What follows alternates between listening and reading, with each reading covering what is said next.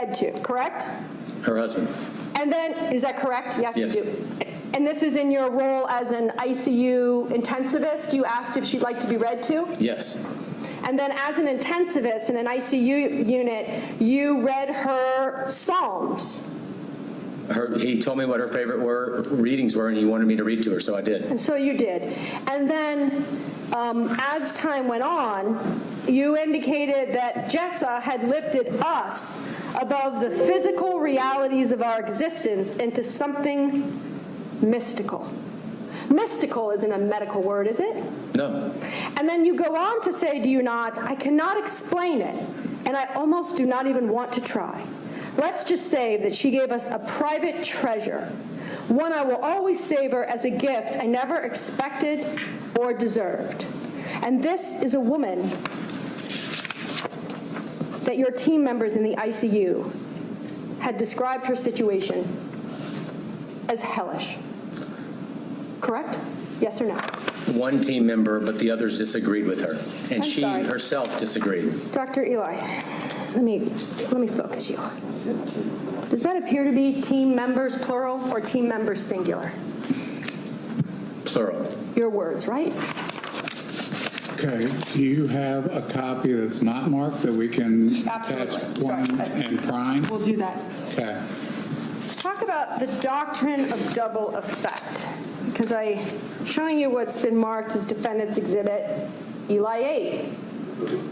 You recognize this? Yes. And this is another article that's at least co-published by you, correct?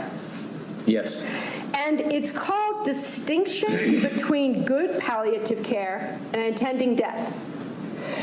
And I bring this article up because as I heard your direct examination, when you were asked about the definition of doctrine of double effect, you looked for a long time at the jury and you gave a bunch of examples about good outweighing bad, bad outweighing good. Do you remember that outweighing you used a number of times? Yes. And outweigh was a word that you reiterated a number of times to this jury. Would you agree with me? Yes. In this article, you write, do you not? We must always ask yourselves, quote, is everything we are providing, such as sedatives and narcotics, intended to comfort and ease suffering? If the answer is yes, any potential side effect, such as hypertension or respiratory suppression that may result in the shortening of life or ethically justifiable because of the rule of double effect, even if they may be foreseeable.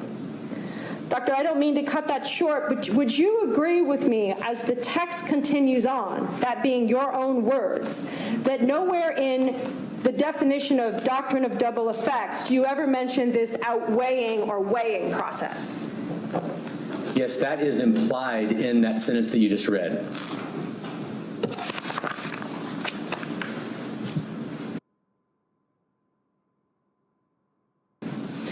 I remember on your direct examination, you mentioned a number of times that you were a member of the Society of Critical Care Medicine. Is that right? Right. And that you have been regularly, repeatedly, a number of times throughout the world, been part of committees through that organization to work on guidelines. Do you remember that testimony? Yes. Showing you what's previously been marked as Defendant's Exhibit Eli 9. Do you recognize that? Yes. Fair to say it's a Society of Critical Care Medicine. It's the standard operating procedure manual. And I assume as a member of the Society of Critical Care Medicine and as someone that's on a committee to work on the guidelines, you've reviewed the procedures manual. I don't know this particular document. You're not familiar with the procedures of the organization? I did not author this document, and I cannot say that I'm familiar with this particular document, no. Okay. Then I want to just turn to this page 8 of the document marked as Defendant's Exhibit Eli 9. Page 8 of the document. It appears there's a section called Expert Witness Rules. Would you agree with me? Yes. And the acronym for the Society of Critical Care Medicine is SCCM? Yes. Correct? Okay. And would you agree with me, second paragraph highlighted, guidelines panel members are discouraged from serving as expert witnesses in legal proceedings. An expert witness for the purposes of this manual is an individual who testifies at trial or gives sworn evidence in a case in which that individual is otherwise unaffiliated during that individual's term or for 1 year after publication of the guidelines. You are currently affiliated with this organization, correct? You indicated that. I'm not currently a member of this guideline committee at all. I haven't been for the past 5 years. Now my question, you're currently affiliated with this organization, are you not? With the SCCM, yes. Yes. And then it goes on to say that disclosure must be made to the organization, and the individual must declare that such testimony is not given on behalf of SCCM. But it's only on behalf of the guideline panel members. I'm not a guideline panel member. Okay, I want to just focus your attention right here.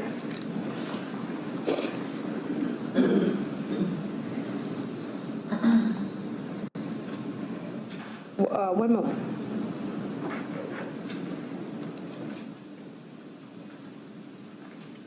So when you testified on direct that you're part of this guideline committee, when was the last time you were part of a guideline committee? We published those guidelines in 2013, and I've not been on the guideline committee in the past 10 years. So it's 2022. So you actually, and I heard your testimony to say you were constantly on this guideline committee, but it's now your testimony that the last time you were on a guideline committee was 10 years ago. I said I've been repetitively on guideline committees for over many years, but the guidelines I talked about today were those of the SCCM that were published in 2013. And I came off of that guideline committee after we published that document, which is why I'm able to testify if necessary. I've never done it until today. My first ever time to testify in court is today. But I've not been on that guideline committee in a decade. Okay, and the decade is 2012? 2013. We published it in 2013. I'm going to talk to you, and this is a summary, Your Honor, and I have shown this to the state. You indicated a lot of issues with the pain scoring. And I'm going to talk about each patient individually. But until then, I just wanted to go to a point generally. You indicated that pain scales of 10 were not possible. Remember that testimony? For the CPOT. Right. And I just wanted to make sure that we're clear as we are about to enter into discussing these patients. That there are... Council sidebar. Ladies and gentlemen, entertain yourselves. Your Honor, I moved it up. Well, it's a little late. Okay, well, I just moved it up. Okay, on the break, we will talk about it. Okay. So, thank you, Judge. Sorry about that. So I just want to make sure we're clear, though, that according to the medical records that you reviewed, as policy at Mount Carmel West, the individual that enters in the pain score on the electronic medical record is a nurse. Usually. Well, in every instance, in every patient that we're talking about today, it's a nurse. I think so. Okay. But there are times when other people do it, so. Okay, I'm just talking about the 14 patients that we're here for today. In every one of those cases, the individual that typed in the pain score was a nurse. To my knowledge. And you know that Dr. Husel is not a nurse. Correct. So I want to just go through, just as a summary, that then every person, according to your testimony, that had put in a score of 10 or 8 was a liar. I didn't say, I never used that word. Okay. You said it's not possible and it could not be. Do you want me to explain it or not? So on cross, right, it's a little different from direct. And so I'm going to ask you questions, and then I'll make my questions tighter so it's easier for us. Tricia Sauber, with respect to Joanne Belisari, put in a pain score of 10. You were not at bedside, correct? Correct. You did not interview Tricia Sauber, correct? Correct. Going to Ryan Hayes, it indicates that the nurses, two nurses, Troy Rudman and Tyler Springer, both independently indicated the pain score of 10. You interviewed neither Troy Rudman nor Tyler Springer in the course of your work in this case, correct? Correct. Beverly Schertzspringer, Nurse Derek, it was about to happen. More with me than anyone. Derek Dreyer is the nurse on that, and pain score is an 8. Is that correct? Correct. You never interviewed Derek Dreyer, correct? I never interviewed any of these people. Okay, so that goes Jacob Deemer, a 10, Jamie Burke, a 10, Derek Dreyer, a 10. You never interviewed any nurses. That's right. Did you request to interview nurses when you saw that there were pain scores of 10? No, I just expressed that it didn't make any sense to go from zeros all day long to a 10 all of a sudden out of the blue. And, of course, you're familiar as being someone that works in the ICU, that things in the ICU can be chaotic at times, right? And you Got to give an oral Yes. response. And you have no independent reason to believe that, for instance, Ms. Sauber is a liar. Is that correct? My judgment is That's just my question, doctor, is you have no independent evidence. And I remember Okay, you right. said you go on the evidence right. I do not. that she's a liar. I do not know if she's a liar or not, and I didn't use that word. Same question. Any nurse that entered a 10, you have no independent evidence, correct, that they're lying. I never called them a liar. I want to go to, before we talk about the patients, I want to talk about the importance of accuracy in your report, because it dovetails on the questions about the pain scale. Being accurate in your report, I'm sure, in a case like this is very important, is it not? Yes. And do you write your own reports? Yes. Do you actually physically type them, or do you have I have somebody else type them. you have someone else type them? I'll usually dictate them. Okay. And then, but surely, in advance of You've got no signal. giving a report over,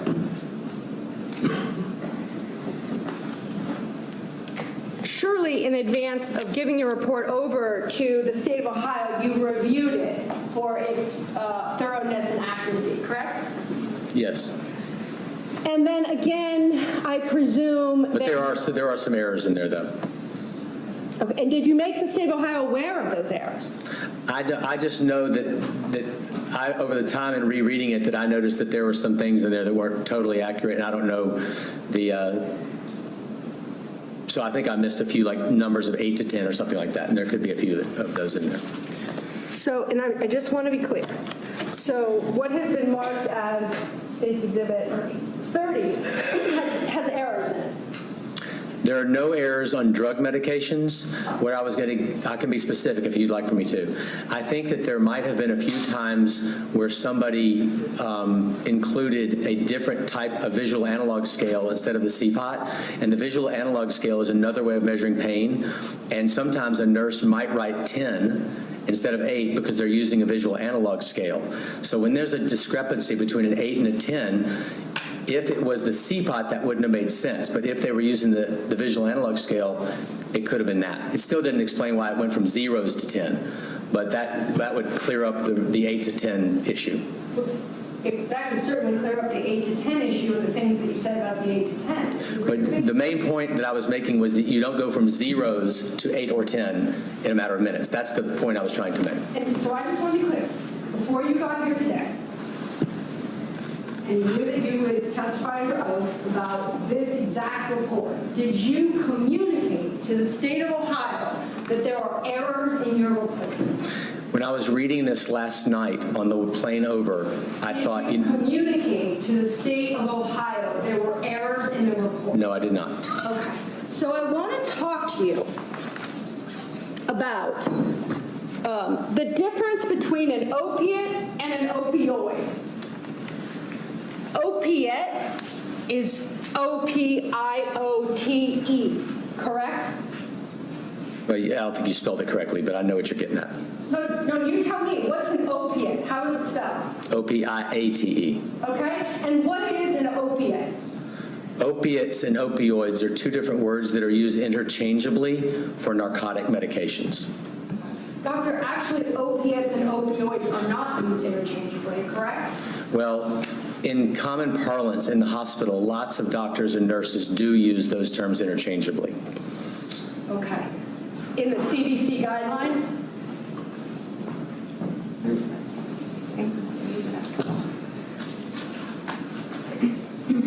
Thank you.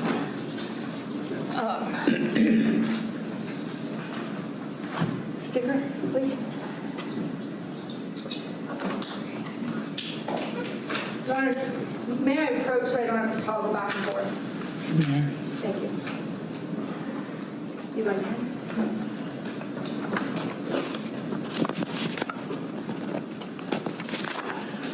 Just want to ask you some questions about your testimony that the words are used interchangeably. If I may approach, showing the witness what's been marked as the evidence exhibit EUI 10. Just generally, Doctor, what's the title that appears on defendant's exhibit EUI 10? Guidelines for prescribing opioids for chronic pain? And that's issued by, it appears, the CDC? Correct. Does it say opiates and opioids, or does it just say opioids? It says opioids. And actually, if you could, the third sentence down with respect to, if I may approach him. Opioid therapy?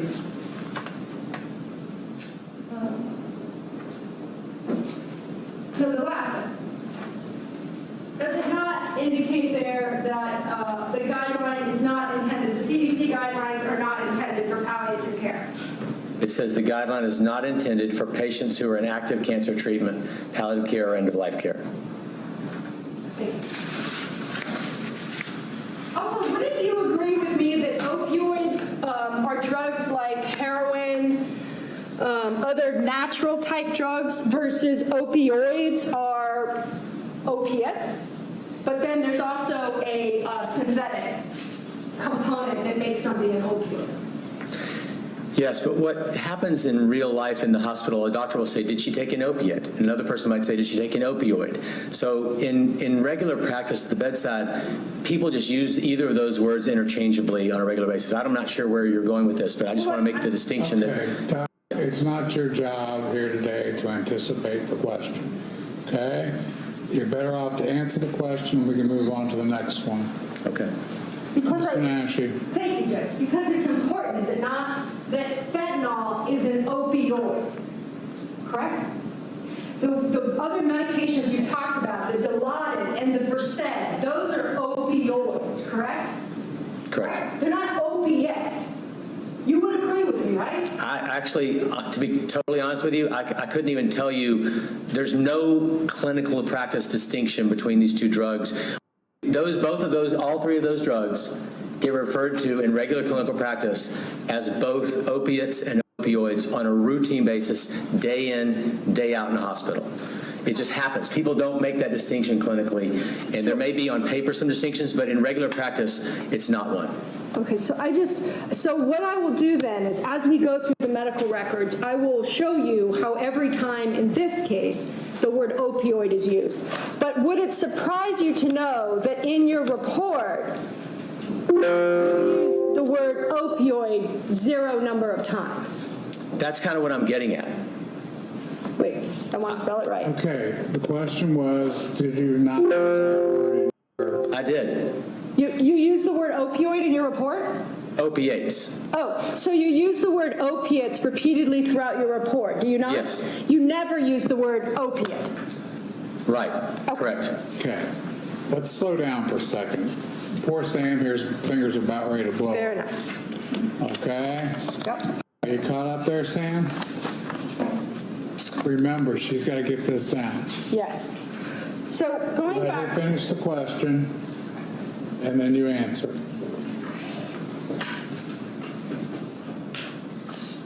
so going back back to these issues of, Okay, you gotta speak up. I can't hear what you're saying. and I just so we're clear, the report that you testified to today with respect to the 14 patients is 22 pages in length. Does that sound accurate? Yes. And I noticed on your direct examination that when you oftentimes gave opinions, you indicated to the jury that you gave opinions to a reasonable degree of medical certainty, correct? Correct. And you do so, use that language, because there is no 100% in medicine, correct? I used that phraseology because I was asked it by the trial jury, but yes. Oh, so the state of Ohio asked you to use that phrase? Well, today, when she asked me, is that to a degree of medical certainty? So I said yes, but I do agree with it. You would agree with me, just in your general understanding of science and medicine with your advanced degrees, that, like, for instance, even DNA isn't 100% certainty, correct? In the realm of infinite possibilities, DNA is as certain as you can get to 100%. But it's not 100%, right? Well, I don't think anything in life is really 100%. And you would agree, would you not, that experts with similar training and similar qualifications can have different opinions? I do agree with that. I'm going to go to issues with completeness. Now that we've talked about accuracy, I'm assuming that it was also important for you to make your report in this case complete. Yes. And thorough. I think it was complete and thorough. And I know you mentioned the state is paying you $500 for out of court, and today you're receiving $750. That's right. I noticed on the first contract that you signed in March of 2019, there was no cap. Is that correct?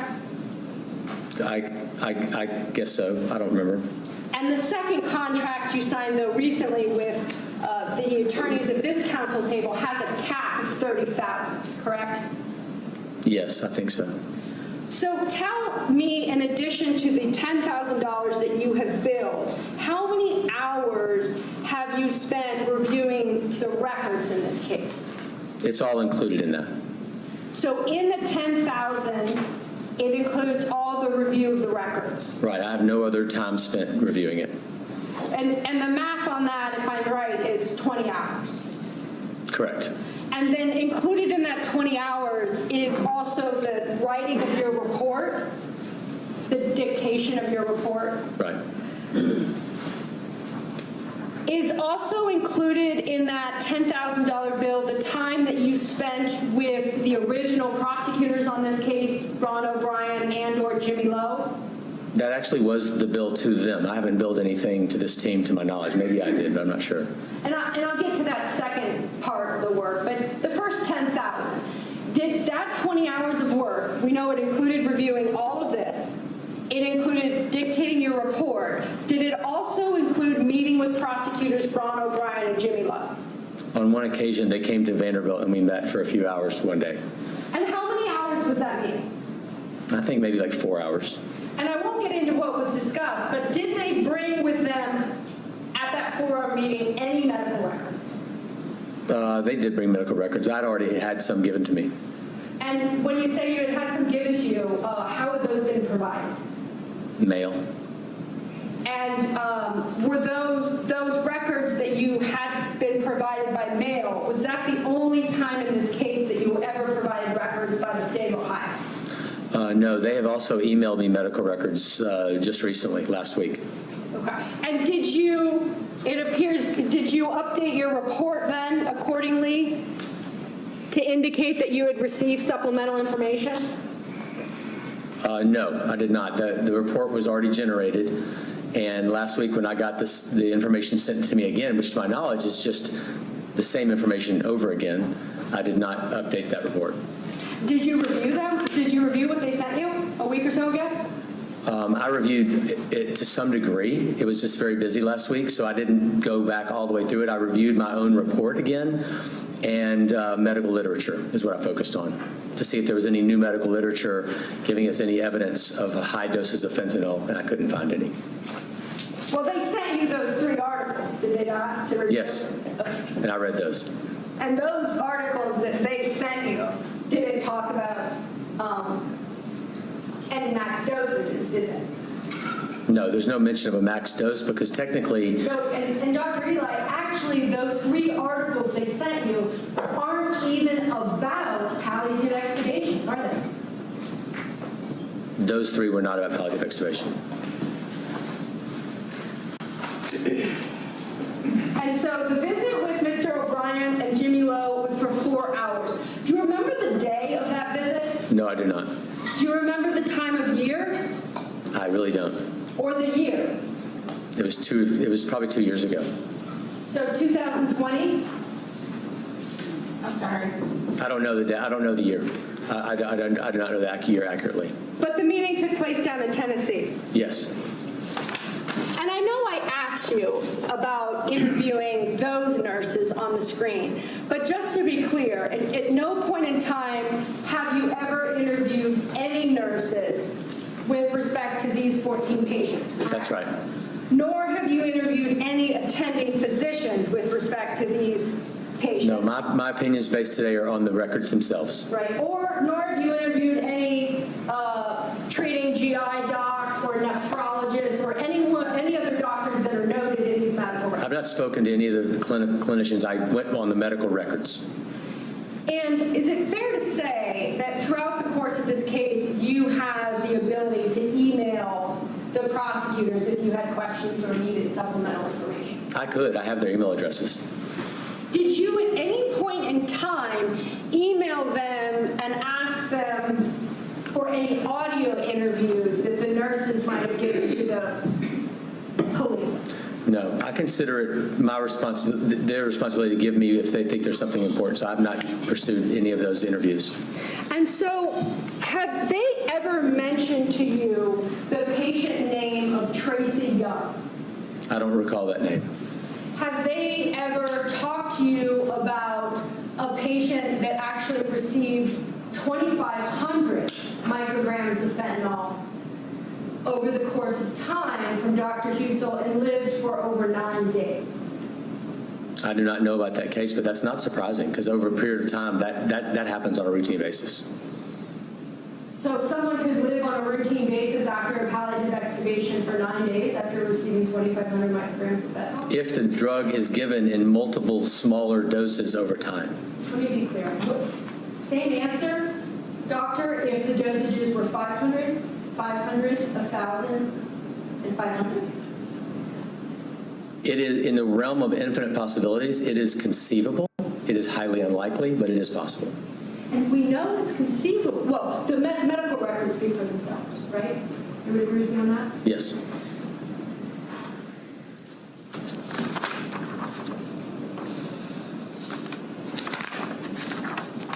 You mentioned, and I use this as, for example, you mentioned throughout your report in today's testimony that palliative extubation does not cause pain. Do you remember that? It's not painful. Do you remember What that? I said was that after interviewing many hundreds of patients, over thousands actually, that is not a common complaint at the time of extubation pain. And by the way, I'd like to Wait, doctor, Okay, hold on. Questions and answers. just want to, and sometimes I ask questions that state the obvious, but I still have to ask them. Okay.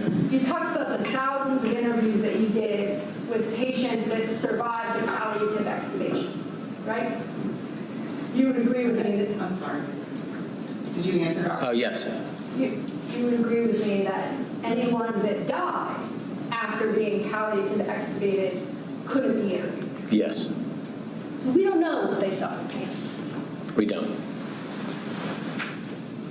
I want to go back to, one moment.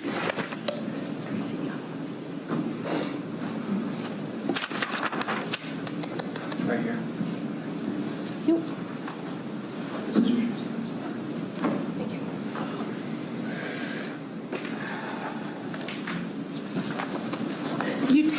about,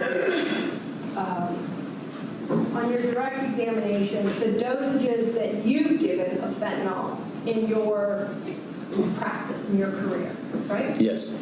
And you indicated, I think, that while you've given 1,200 over a 24 period of time, but not as one dose. Correct. And then you talked about dosages that you have given on an individual basis, like 100 or maybe in a circumstance 200, correct? Correct. But do you remember telling these jurors that nothing over those amounts would ever be necessary? Without having had prior doses of fentanyl.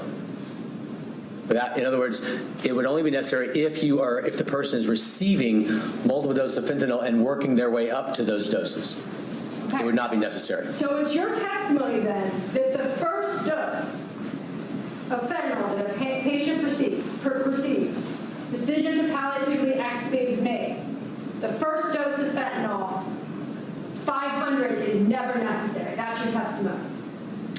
I know of no cases where anyone has ever given as the first dose 500 of fentanyl unless the person has been already on these narcotic drugs. If they have been on those narcotic drugs, then that is absolutely possible, and there's no technical upper limit if the person had been receiving them over time, which was not the case in these 14 patients to my knowledge.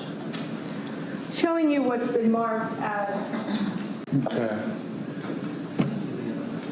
there's no option other than counsel-only documents. There's no other availability? No, we asked. Ladies and gentlemen, you disregard those words, counsel only.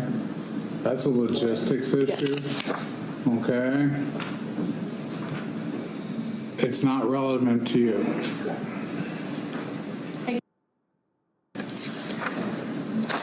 Showing you what's been marked as Defendant's Exhibit Eli 11. Just drawing you to your attention, since you've reviewed these medical records, does this just generally appear to be similar to other progress notes that you looked at in the Mount Carmel West records? It does. And if I could draw your attention down to this level right here, it indicates that there's a nurse progress note. Do you see that? Yes. And the time on that, nurse progress note right here, does it say, it says, does it not, patient extubated at 2010?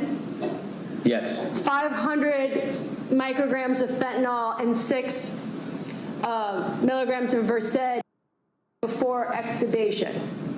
Right. And it looks, that's RN hot. Right. And then, fair to say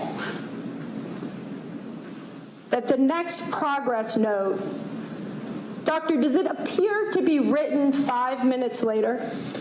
Correct.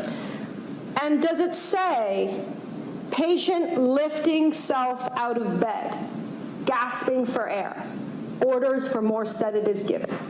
Right, and that is exactly what I would do too if that person was experiencing that.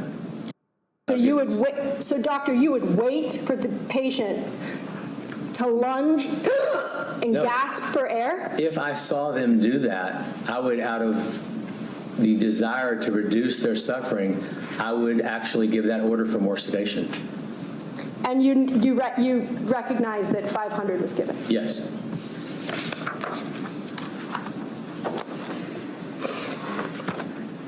I'm going to go through the patients now.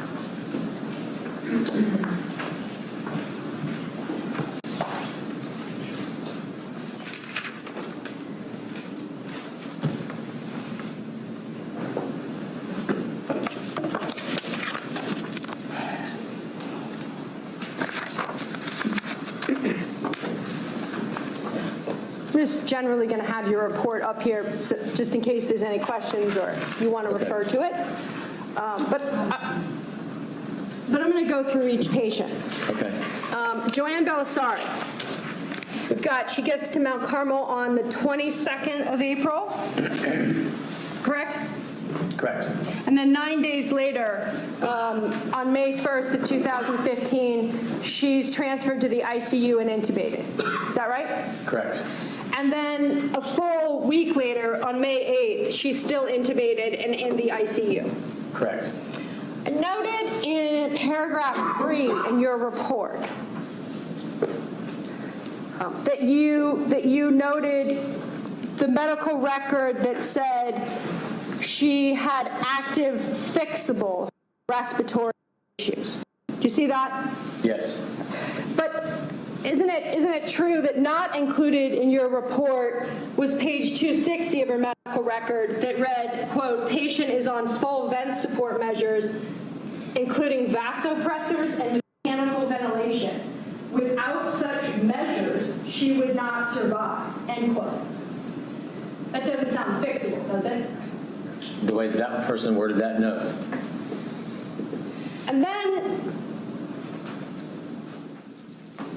then let's talk about here that you indicate Ms. Belisari had multi-system organ failure, but continued to receive aggressive support measures. Do you see that in paragraph 3? Yes. I noticed in your report that you didn't list the life support saving measures that she received. Is that fair to say? Well, when you're in multi-organ failure on life support, it's kind of part and parcel. We know that somebody's probably on vasopressors and mechanical ventilation at that time. You would agree with me that as part of your work as an expert witness, that it's important to be objective, would you not? Yes. And certainly fair. Yes, absolutely. And if there's facts that don't coincide with your opinions, or that might even be helpful to Dr. Husel, to maintain objectivity, you would want to include those. Yes, absolutely. And so this is why I mentioned the aggressive support measures. It's because isn't it true that with respect to this patient, there was 14 life-saving measures that Dr. Husel himself gave to Ms. Belisari? And that's absolutely fine, but the relevance here is that there was nothing in her clinical story that built up a case that would require 1,000 grams of fentanyl at the time of her extubation. So that's the main point. But Dr. Eli, I remember the prosecutor asking you about intent. And we know that the doctrine of double effect is all about what your intention is, right? Right. So isn't it important to look at the whole picture as an objective expert?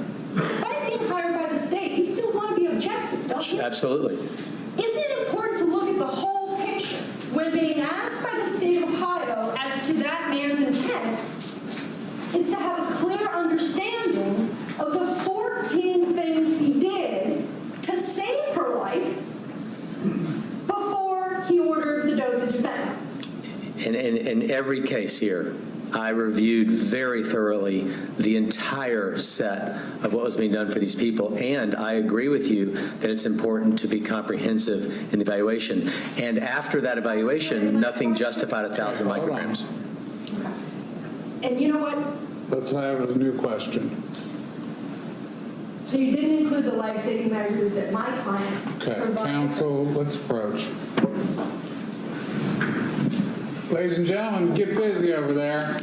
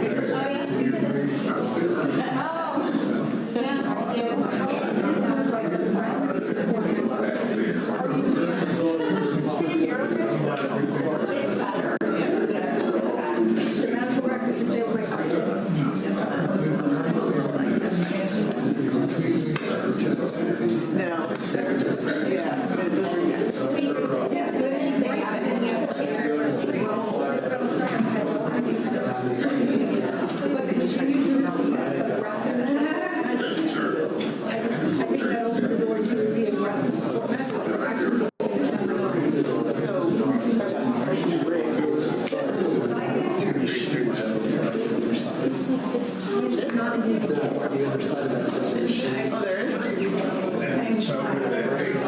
I see. Oh, yeah.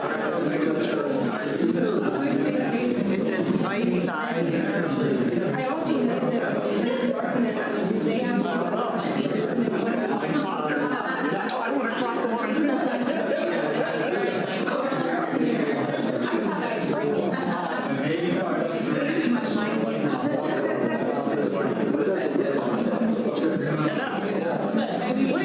What is this thing? I'm sorry.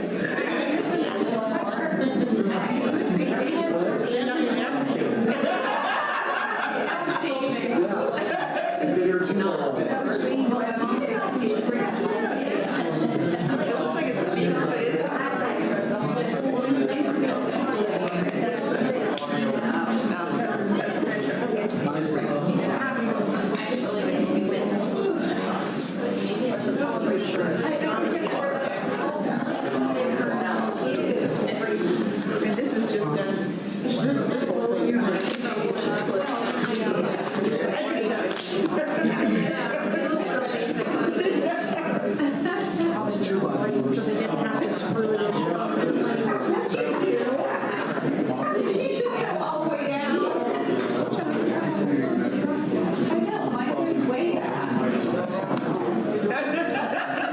Can you get me something out of my briefcase?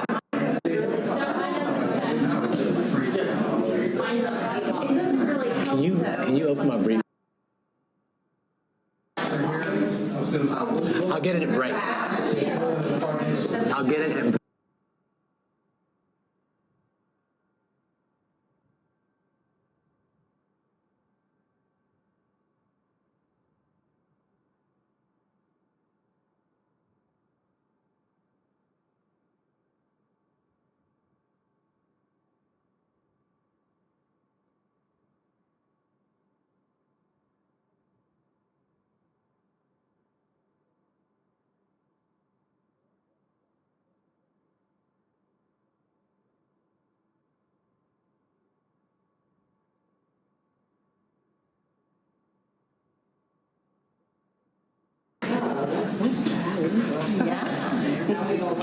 Okay, ladies and gentlemen, thank you for your patience with us. Ms. Menashe, next question. Thank you. Next question, or Or you repeat the same question. I'll go to the next, but along the same line. Thank you, Judge. So just a leading, so I can circle us back. The aggressive support measures. Would the aggressive support measures be, would an example of that be giving a blood transfusion to a patient when their hemoglobin is low? Yes.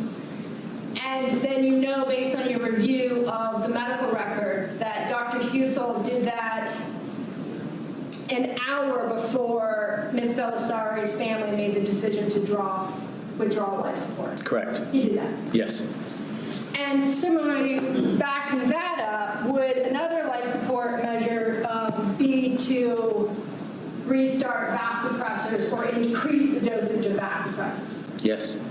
And you then know, based on your review of the medical records, that 2 hours before Ms. Belisari's family made the decision to withdraw care, he did that for Ms. Belisari. Yes. Going to paragraph 4 of your report, you talked a lot about the Glasgow Coma Score. Did you not on your direct? Yes. And we'll just call it GCS, but I wanted Okay. to Yes. restate the acronym on the Okay. cross. It indicates that she was a 3, was it not? Correct. And I know your testimony, that your preference is for the nurses to score the GCS along with other scoring metrics.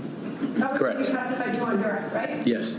But you know, based on the review of these records, that that seems to have not been the general practice at Mount Carmel West. In many cases, it wasn't. They used both tools, but a lot of times they were just using the GCS. And not a significant number of times they're just using the GCS, correct? Yes. So I heard your testimony about what you and best practice is to have the 3 scales and cumulatively look at that. But at Mount Carmel West, and more often than not, they're using the GCS scale. Which is fine. I mean, a GCS of 3 is deep coma, so it provides a lot of information in this case. And so, and also the GCS is measured by a nurse, is it not? Yes. And in this case, she's noted a GCS of 3, and we know from your direct that that's the lowest score possible on a Correct. GCS. Like Yes. virtually no chance of surviving at a 3. No, that's not what that means.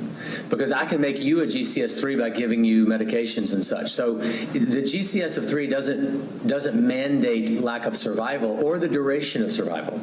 We've had people with GCS of 3 live for 10 days to a month and then recover.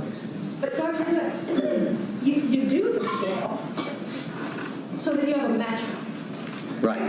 so that the nurse does the GCS, right? Right. So that when someone like Dr. Husel walks in or pulls the electronic medical record up, he understands where he is and where the patient is, Right. correct? So it's important. Yeah, absolutely. I'm supporting its use big time because And it helps you know if you need more medication. In this case, it would indicate you don't. And the 3 is the basement. 3 is the basement. No more meds needed. And the 3 was in existence before the fentanyl was ordered, correct? Correct. The 3 was in existence before her family, as indicated by the medical records, decided to withdraw care, correct? Withdrawal support. Withdraw support, Right. correct? And it's what indicates that she's not suffering to the degree that would require 1,000 micrograms of fentanyl. It tells us where we are. So I'm gonna work again on my questions being more succinct so that I'm sure to ask yes or no. I want to talk about, we're now going over paragraphs 1 through 4. Let's talk about what isn't in your report with respect to Ms. Belisari. We talked about this opioid naivete or lack thereof. I didn't notice in your report that you indicated that in fact she had received over her 10-day period of stay the equivalent of 12,000 micrograms of fentanyl. Did you include that in your report, doctor?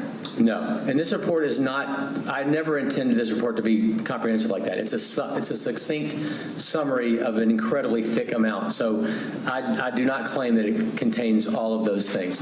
But over that many days, that's not that much fentanyl. So it's more than 1,000 micrograms of fentanyl a day. And I heard you just now say that you didn't include all the details in your report, but certainly when a doctor is determining an appropriate dose, that tolerance is an issue to be considered, is it not? It is.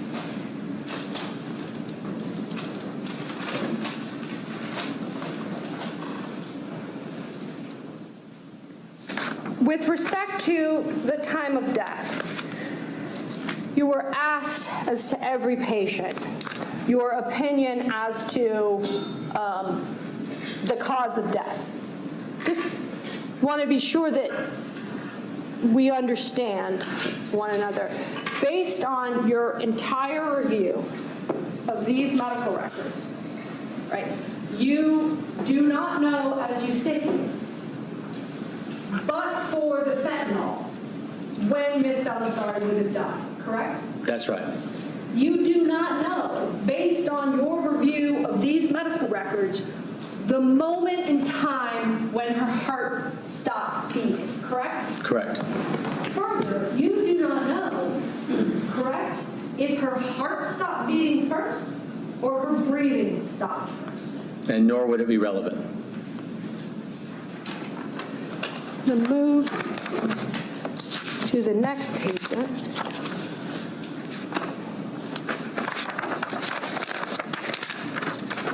Ryan Hayes.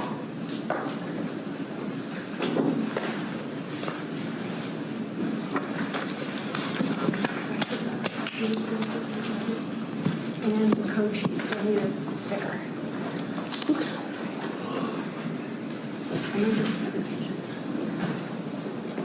Again, section of your report with respect to Ryan Hayes, just as a courtesy, I have it up there. Are you familiar, based on your review of the records, the code sheets that Mount Carmel used as a matter of practice, what those look like? I have seen them, but not recently. Okay?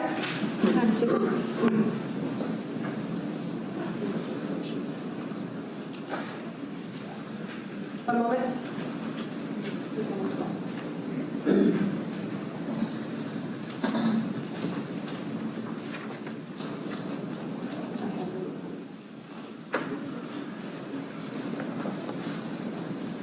May I approach, Your Honor?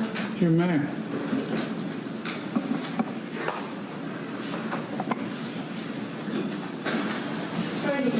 What's been marked as defendant exhibit 12. If you could just click through those Okay, generally. hold on. Is it DFY 12? Eli 12? Which, what is it? You said defense 12. I just want to make sure it wasn't an Eli in there. You said defendants 12. I didn't hear Eli. Eli 12. Okay.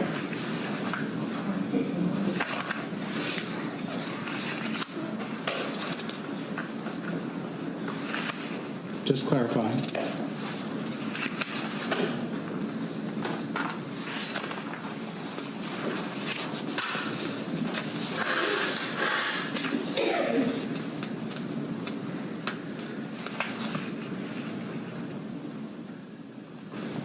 I think he's ready for you. Do those, based on your review of defendant Eli 12, do those appear to be code sheets belonging to Ryan Hayes? Yes. And do you agree with me, based on your review of the records in this case, that code sheets like the one that I'm showing to you are created internally when someone at Mount Carmel West is having cardiac arrest, Yes. is actively dying? Yes. And you would agree with me, would you not, that there's even a box at the top of the code sheet that indicates whether they survived or died? Correct. And for purposes of the record, the patient on this code sheet appears to be whom? Do what? Where my pen is, the patient? Is Ryan Hayes. Okay. Fair to say, Dr. Eli, and I'm happy to put your report back up, but in your report... Yeah, put it back up just for a second, if you will. Your report? Yes, please. Sure, of course. If you're going to ask me about it. Sure. You do not include the dates or times or the information with respect to the code sheets. Yeah, I did not. I mentioned that he had come in. Yeah, correct. So, but you would agree, would you not, that when you're making statements about which patients can live and which patients can die, it's important to have a better understanding how many times a patient has actually been actively dying and been saved. Do you agree that's important information? Yes, I do. And I absolutely factor that into my thoughts about the cause of death.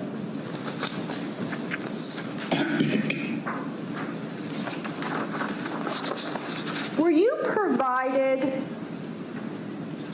the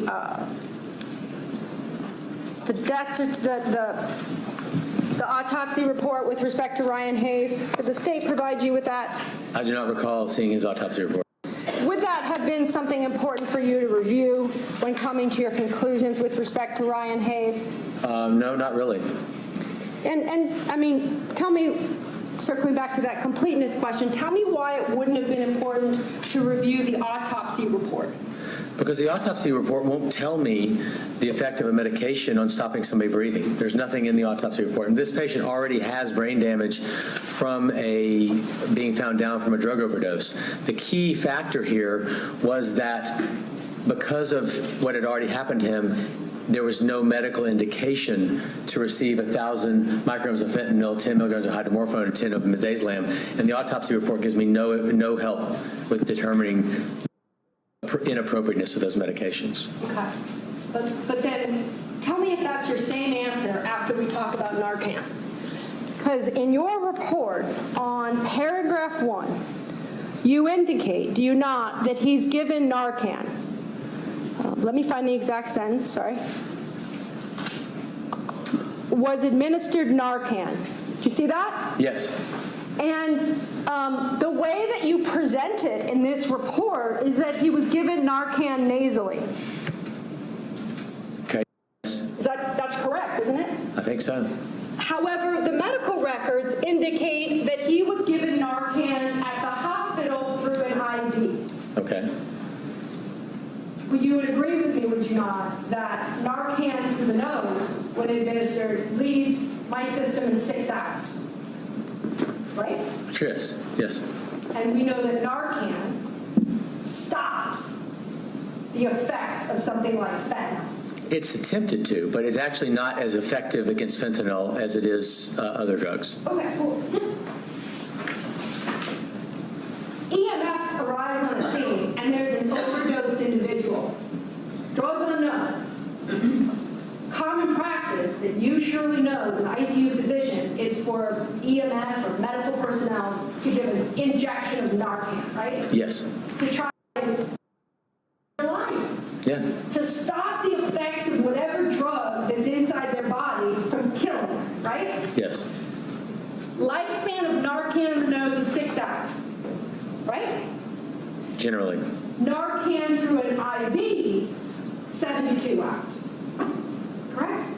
Correct. And you know from the Ryan Hayes records that he got Narcan through an IV at the hospital, right? Correct. So when you said on direct that there was no indication from the medical records that the dosage that was given was appropriate, you didn't even take into account that in Ryan Hayes' system, when the fentanyl is being ordered, Narcan is still active in his system. It is, but the reason that there's no indication for the high dose has nothing to do with Narcan. It has to do with his clinical circumstances. He's not exhibiting signs of suffering that would necessitate those drugs. Hold on, stop. Next question. I want to make sure to show you so there's no misunderstanding. Okay.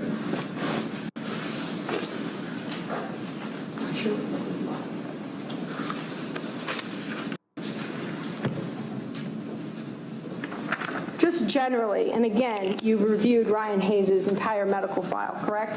Correct. Included in his medical file was page 12.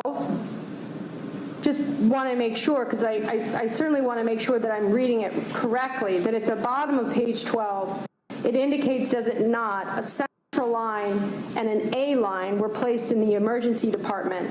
10 milligrams of Narcan were given. Correct? Right. And that's through an IV. Right. And the time of that was on 4/2. Correct. And we know that his discharge date was 4/4, correct? Correct. So within 72 hours, he died. Right.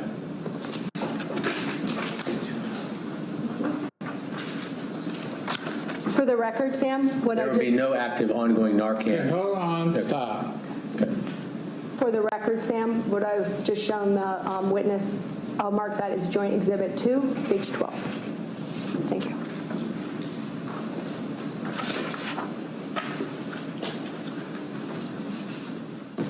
I'll put Ryan Hayes back up there.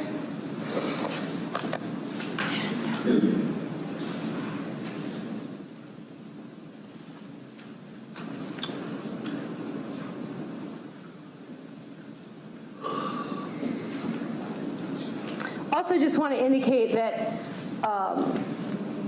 in your report, you say that the tox screen was negative. Do you not? Yes. Okay. and that's actually not accurate. The urine screen was negative, but the tox screen was positive, correct?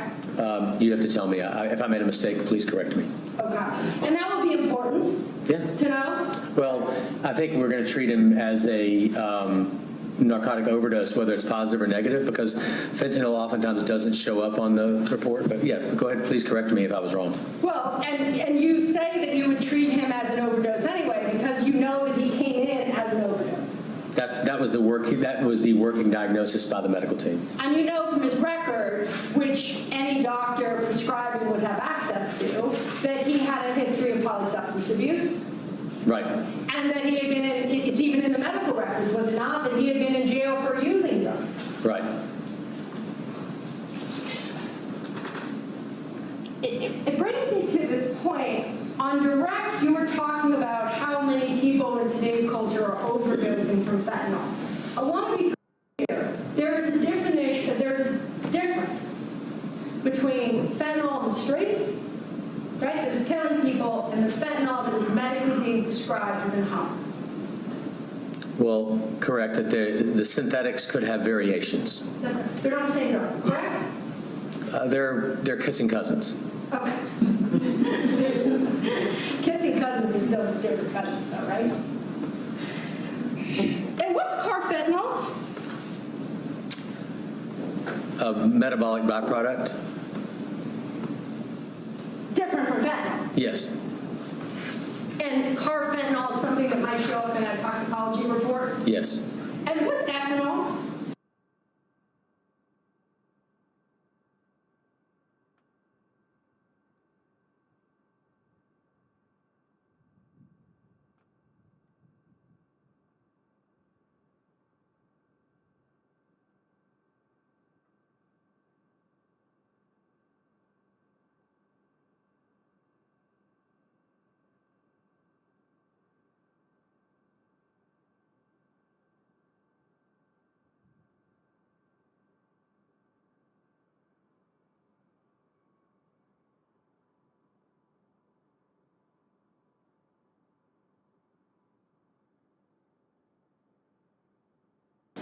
Alcohol.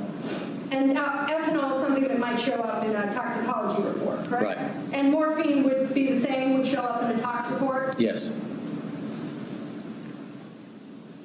And I know you talked about, with respect to Ryan Hayes, that, quote, quite possibly had received an anoxic brain injury. Right. Because he was found unresponsive, right? Correct. And it was unknown by the person that found him, as indicated by the medical records, as to how long he had been out.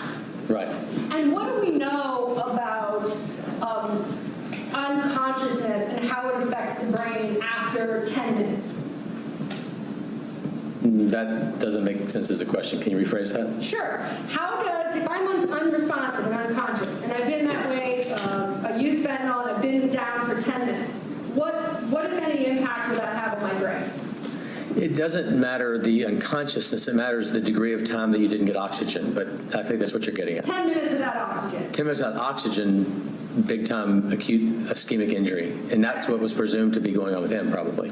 And 15 minutes? But we don't know how long he had low oxygen levels, so I don't know the The answer. question is, in 15 minutes. Yeah, 15 minutes, even more likelihood of permanent damage. In 20 and 25? If the oxygen levels are low. Okay. I don't know what his Stop, oxygen stop. levels were. Everybody stop. Let's get Sam happy first. Okay? Madam Corey Porter, are you happy yet? I'd be happy if everyone would speak one at a time. Okay, well, let's see if they'll do that. Okay, we'll try to. Okay? Ms. Menashe, Yes, thank you. you can either re-ask the question or new question. Because I want to keep Sam happy. Paragraph 6. Not in paragraph 6, I note, is the fact that not one, but 2 doctors other than Dr. Husel described Mr. Hayes as quote-unquote terminal in the medical records. You didn't note that in paragraph 6 or anywhere in your report. Is that correct? Correct. And just for sake of accuracy and completeness, is it relevant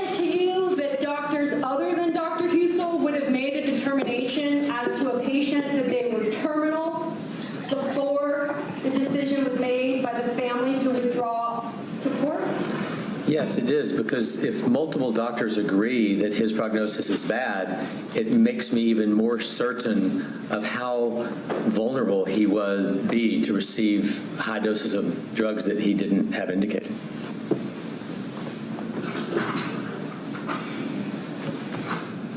Circling back to that question I asked you about carfentanil.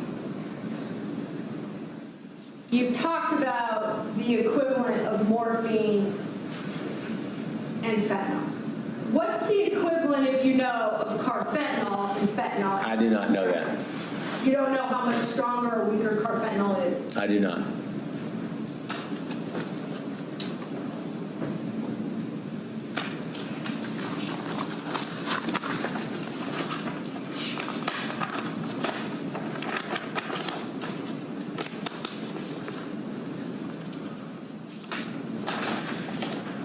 The Mars report on Ryan Higgins. The Mars report on Ryan.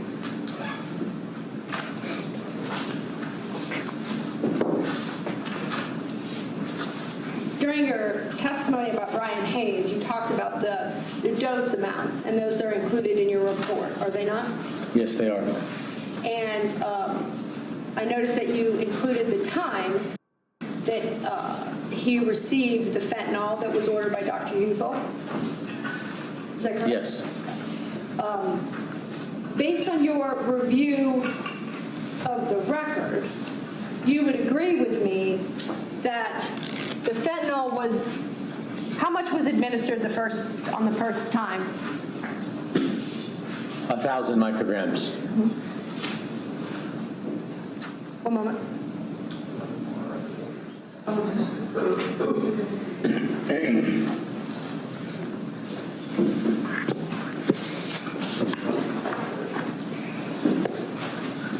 you want me to take a break?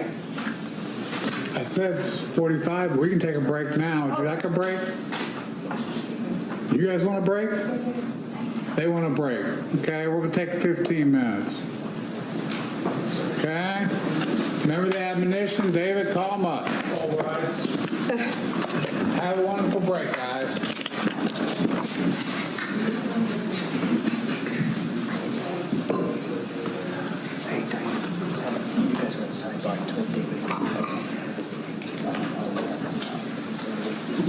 Is that all right to get something out of this?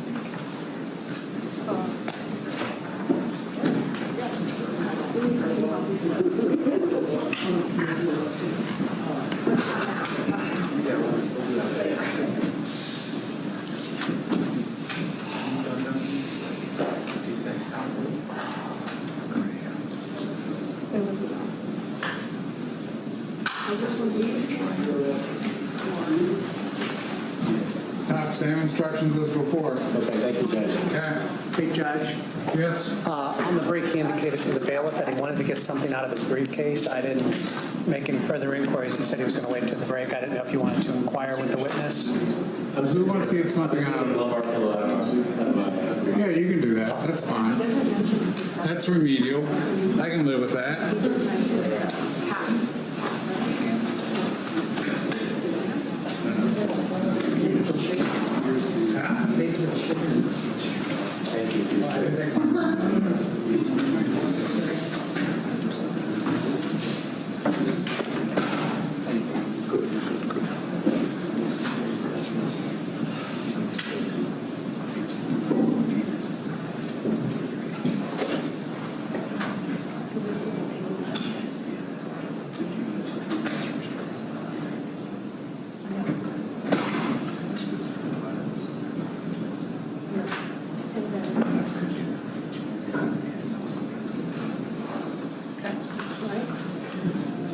All right.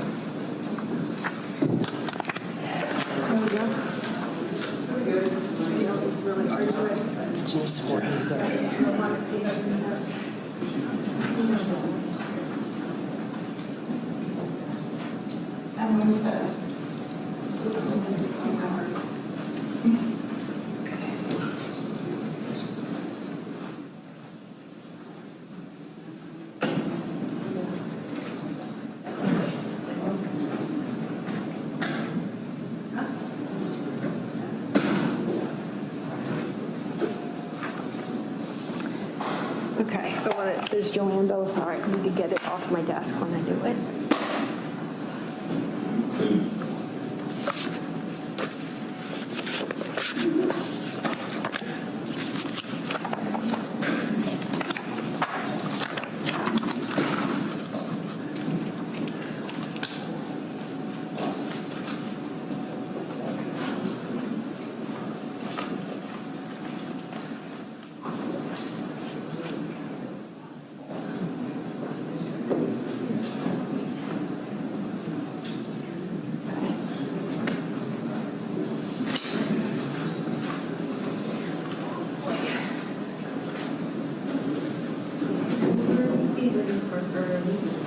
It's to admit into evidence.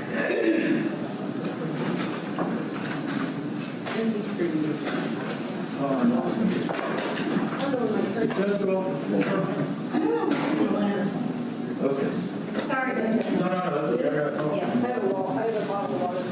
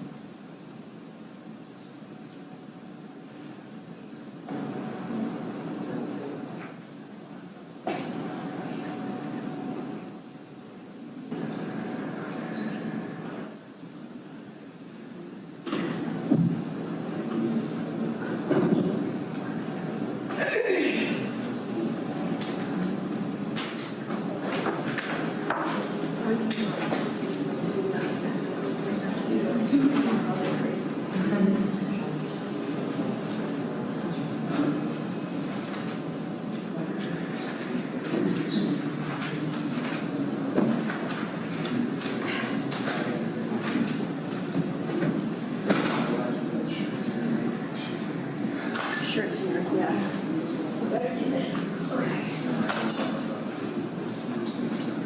She has a lot of procedures. She does codes. I need a sticker for the code on it regularly.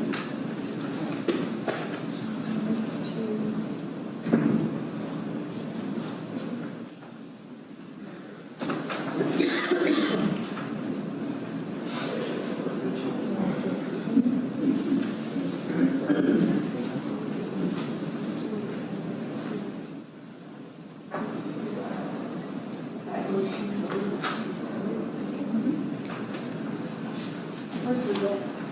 Which way do you go? I don't know. I think so. I think he went back. There's go back.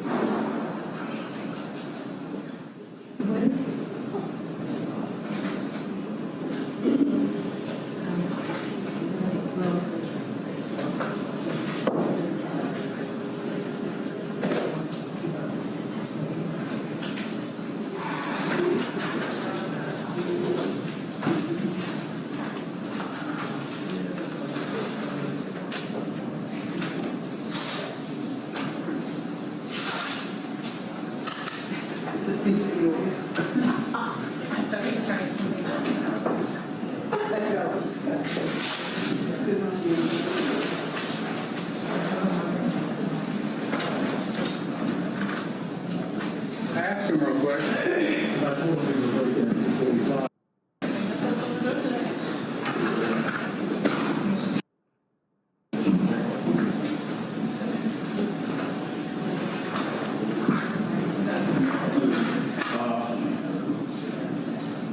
your preference? I'm guessing, well, a lot of times I walk in with He's available right now if you want to take a couple minutes. okay. Because we walk in together usually about 7.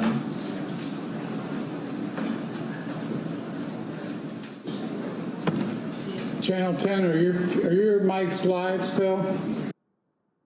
I see the camera up in the air. Yeah, it's plugged behind you. Is it still live? Are you able to hear what we say on the stream? Yeah, it's still on. Okay. Audio? All right, I can't. Audio is?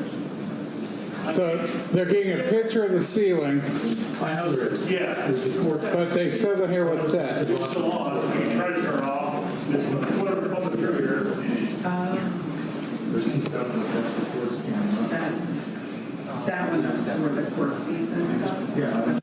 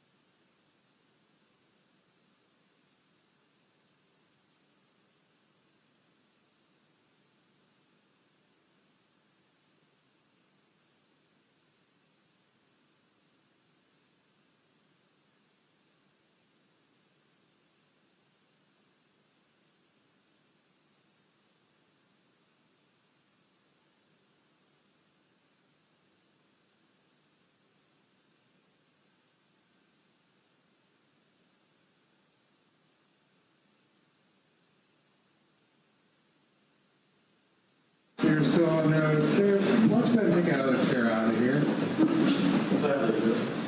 Thank you. Ms. Nash. Thank you, Judge. I left off with Ryan Hayes, and again, I have the portion of your report up there. But I wrote down, you indicate in your report, do you not, quote, there is no pain to treat. Did you see where you wrote that?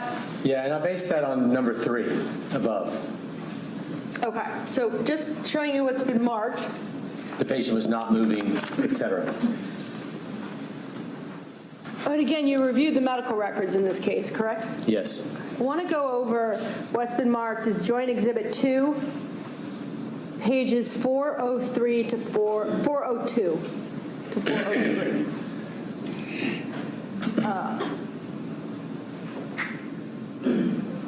Fair to say that this is a medical administration record for Ryan Hayes. Right. Okay. And as part of your review in this case, you looked through Ryan Hayes' file and you saw this document, did you not, from 4/3/2017? Yes. So I want to go through it with you on the heels of your statement that there was no pain to treat. It looks as if, does it not, that the fentanyl is given, and at the time the fentanyl is administered, the nurse has indicated a pain score of 10, correct? Yes. And I understand your testimony regarding a 10. I just am questioning what the record says. And the time at which the fentanyl is administered is what? The 2257. Would you agree with me that there is a assessment done approximately 15 minutes later as to whether the fentanyl has relieved the pain with medication? Do you see that? Yes. And what is written there? No. So that's approximately 15 minutes after the 1,000 micrograms of fentanyl is administered to Ryan Hayes. Nurse Tyler Springer indicates that pain is not relieved. Correct? Correct, but the other records indicate something different. Okay, hold on.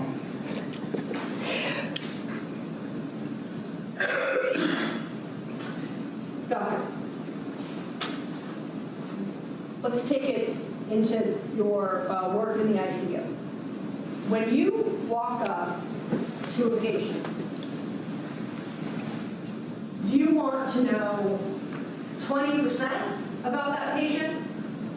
Or 60%? Or if possible, would you like to know 100%? All of it. Okay, so that's why I'm asking you about the MARS. That was in the records you reviewed, correct? Right, but they don't make sense in accordance with the rest of the documentation. That's why I want to know the 100%. I got to have the whole picture. You don't.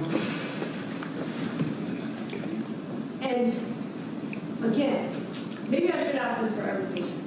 You weren't there on 4/3/2017, correct? No, I have to go by what the nurses tell me. And so I want to talk about what the nurses are saying and telling you through the medical information they entered into the MARS. Right. So let's go back to it. Okay. Because wouldn't you agree that when a nurse enters in information, that nurse is speaking through that medical entry? Yes. So what Tyler Springer is telling you as to 4/3/2007 is that the 1,000 micrograms of fentanyl did not relieve the medication. That's what Tyler Springer is saying, correct? That's what's documented there, but the rest of the records don't support that. And then, next page, Tyler Springer has also indicated, has he not, there's another assessment for the Dilaudid, separate assessment. Would you agree with me on that? Right. And as to whether the Dilaudid has relieved the pain, it is indicated in the medical record the answer of no. Unfortunately.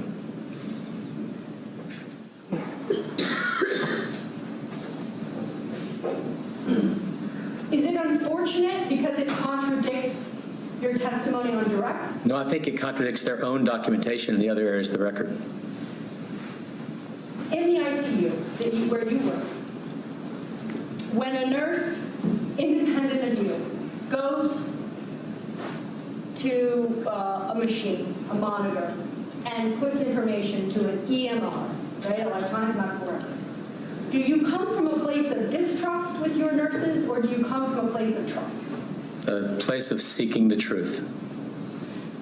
And that's seeking the truth. Yes. So let's go here.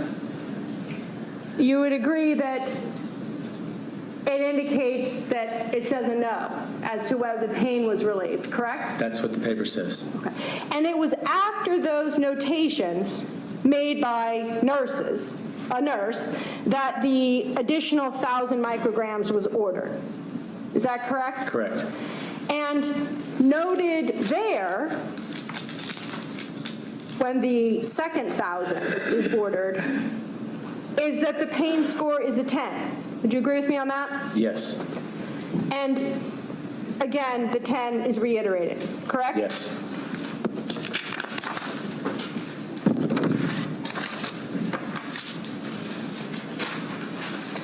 You know, I left this out, but I want to make note of it. Those entries that I just asked you about were from Nurse Springer, correct? Correct. You would agree, though, that the initial pain scores noted up here are by Nurse Redmond. Yes. And this is Ryan Hayes, Yes. the medical administration record. Yes. You realize, because you've reviewed all of these patient files, that at the end of every patient file is a discharge summary, correct? Yes. And the discharge summary is done by the attending physician for every one of these 14 patients. Yes. And fair to say that Dr. Husel was not the attending physician for any one of these patients. That's right. And in your practice and experience, fair to say that the attending physician in its discharge summary reviews and summarizes what has happened to the patient before the expiration of their life. That's the ideal. That's what you're hoping happens. And then they sign off on the discharge summary. Yes.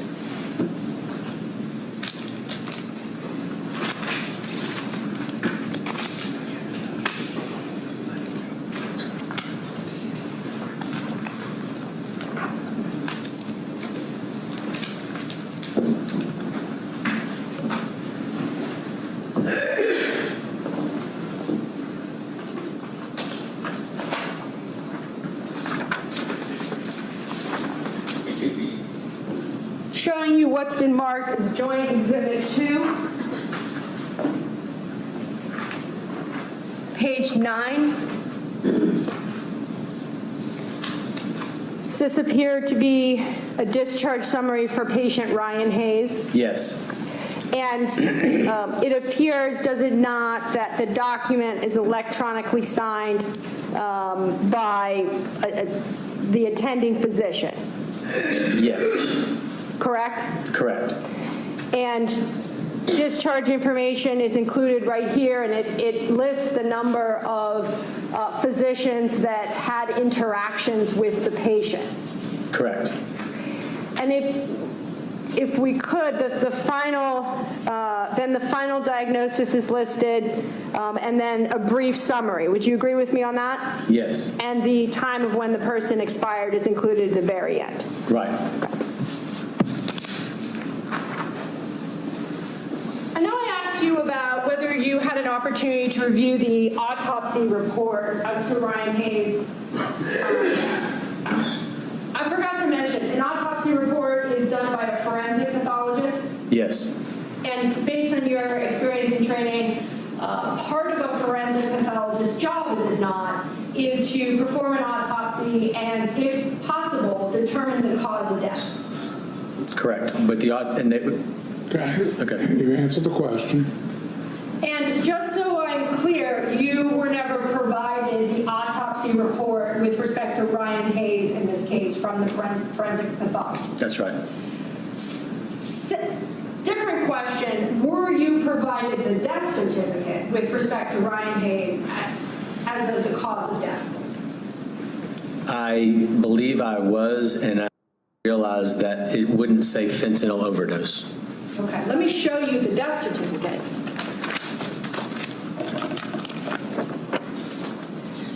Showing the witness what is marked as defendant's exhibit RH2. Does this look familiar? Yes. And this at the top, fair to say certificate of death? Yes. And I just want to make sure that now that you indicated you've seen this, you must remember then that the cause of death is listed as acute mixed drug carfentanil, fentanyl, morphine, and ethanol toxicity. Correct? Yes. And again, you're not sure what carfentanil is. Well, no, I said earlier that it's a kissing cousin of fentanyl as well, and it's very appropriate for the medical examiner to list all those medications because they were all exposures in this patient's clinical course. We want to be very comprehensive in filling out death certificates, and I fill these death certificates out all the time, and we're taught to be as broad as you can to encapsulate as much of the likely path towards death as possible. It does not indicate a single cause, such as the drug that precipitated the actual death. That would never appear on a death certificate. But my question was, had you seen it? And you had. Correct? Yes. And you didn't indicate in your report that the death certificate says that actually the individual consumed all of those drugs. And it does use the word consumed, does it not? Right, and because my report was focusing on what was the proximate cause of his death. Right, but we want the truth. That is the truth. Okay. That's what I was seeking. Let's talk about the next patient.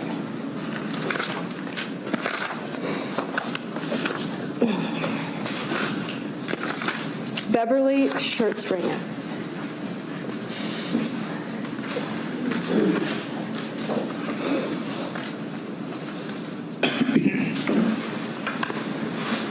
This was a patient, again, your report's on their screen, but she had a blood clot. Then she had a CT scan, did she not, which revealed this mass on her lung. Right. And it turned out that the lung cancer was later assessed to be stage 4. Correct? Yep. And then she had this biopsy within Mount Carmel West. And as a result of that operation or that procedure, she had massive internal bleeding. Correct. And that's how we find her to get to the ICU. Yes. Okay. And she's actually intubated before she even gets to the ICU, right? Right. And you would agree that in your report, you don't really talk about the massive internal bleeding. If you go to paragraph 1, you just indicate until undergoing a biopsy and ultimate transfer to the ICU. I think it's a very accurate representation of what happened. Developed internal bleeding that led to an ICU stay. That's got to be massive. I want to talk about, do you include in your report all of the other critical illnesses that she had other than just the stage 4 lung cancer? Do you include her atrial fibrillation, the fact that she had aortic valve stenosis? Do you indicate in your report that she'd been a chronic smoker since she was 15? No, those are not indicated there. That's a good point. But based on your review of the record, you would have to agree with me that those issues include, and also kidney failure, that she doesn't come to Mount Carmel West in 17 as a healthy individual. I think you're making a great point. Yeah, she's even more vulnerable than the report indicates. In paragraph 2, you indicate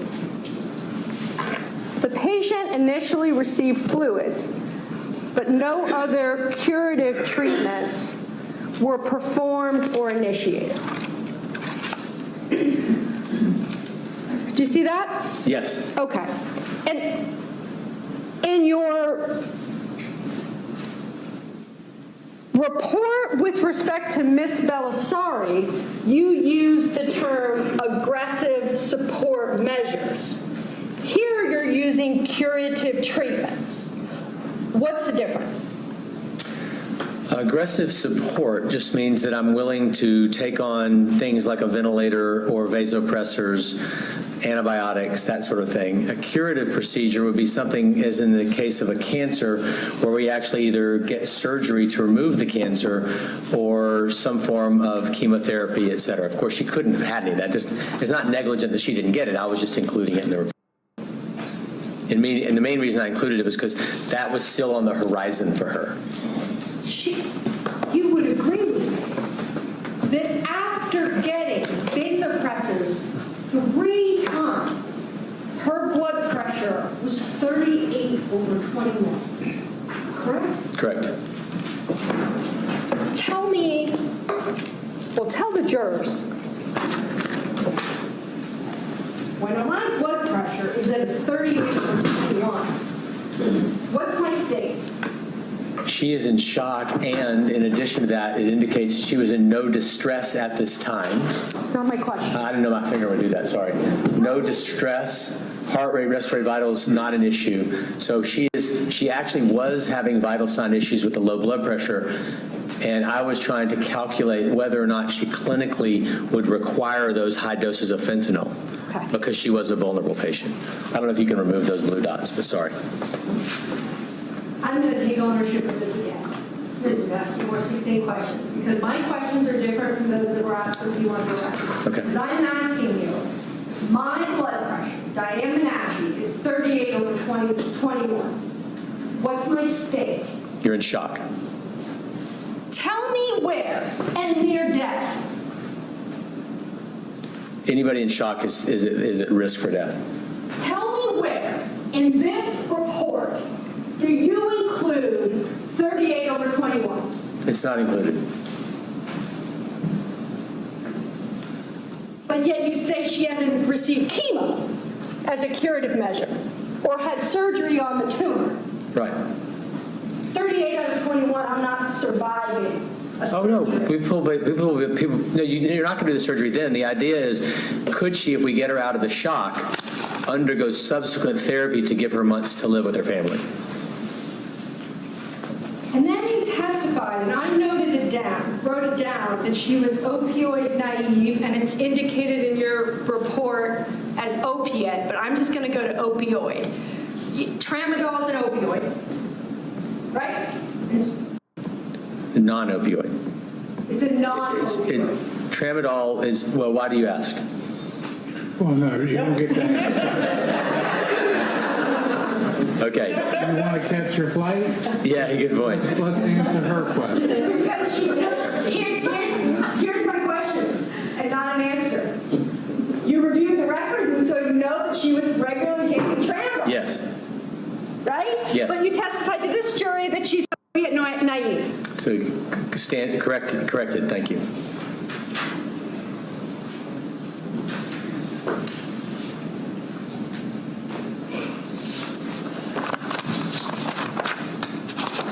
Showing you what's been marked as Defendant's Exhibit Eli 14.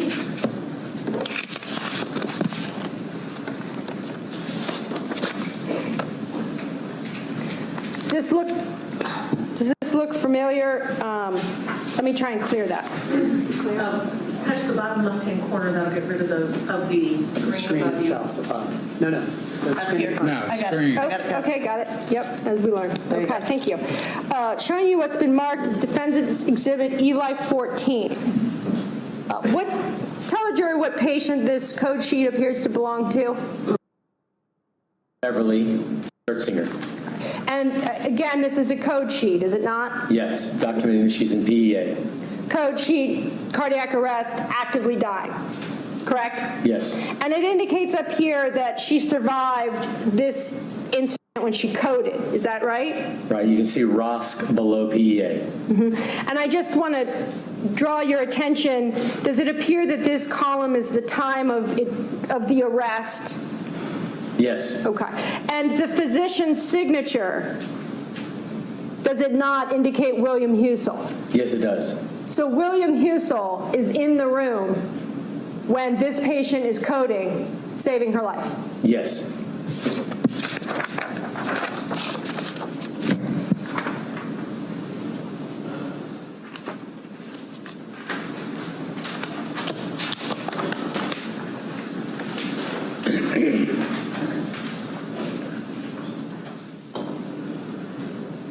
With respect to Beverly Schertzing, 3 questions. First question. Fair to say that you are unable, as you sit here today, to a reasonable degree of medical certainty, to say, but for the dose of fentanyl, when she would have died? I cannot say when she would have died, but for the dose of fentanyl. And based on your review of her medical records, you cannot say the exact moment in time when her heart stopped beating. I do not, well, based on her time of death is what I would say. When her heart stopped beating. You don't know that exact time, correct? I think it's the same time as her time of death. That's how we pronounce death, is by no heartbeat.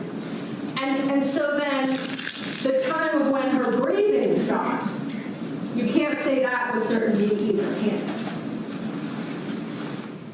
I can't recall if there's a documentation of no respirations after she got the medication. I'd have to review the medical records to see that, but I'm assuming that both of those things stopped around the same time. And that's your testimony today? That you would As far as I know right now, but I'm happy to, if you show me something that counters that, that's fine. Okay, well, let me ask you this, because I know we talked about accuracy and completion, being complete. In any of your patient summaries, do you include the time when the patient's heart stopped beating? When a doctor... Yes or no? The time of death is the time that we feel no pulse, and therefore the heart is stopped. In your report, do you include the exact time when the breathing stops? They're both considered the same time, so no. The time of death is my assumption of breathing and heart stop. That's as close as I can get it to accurate. So the only time you include is the time that's entered into the computer. Right. I wasn't there, so I have no availability at any other time. I'm going to go to the next page. Danny Millett.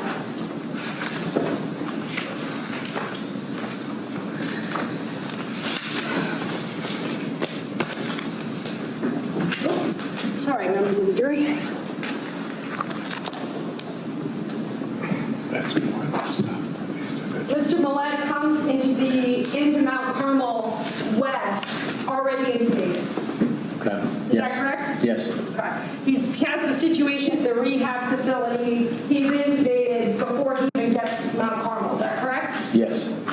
And he's on high doses of vasopressors. And even before getting to the ICU, would you agree that he codes multiple times? Yes. Codes, cardiac arrest, active. Correct? You keep making those things in the same sentence, but it's not necessarily. That's why we code somebody, is to prevent them from dying. But Right. And a code is cardiac arrest. yes. Which means I'm in the process, right? Of dying, we want to intervene and stop. And you want to save me. Yes. Okay. So if I'm in cardiac arrest and I live, I've been saved. Right? Correct. And you indicated on your direct that this was a quote-unquote sick man. Oh, yes. Very sick. Very. And had just prior to this hospitalization, had 2 other surgeries within just the last couple of months, one of which was an amputation of a toe, correct? Yes.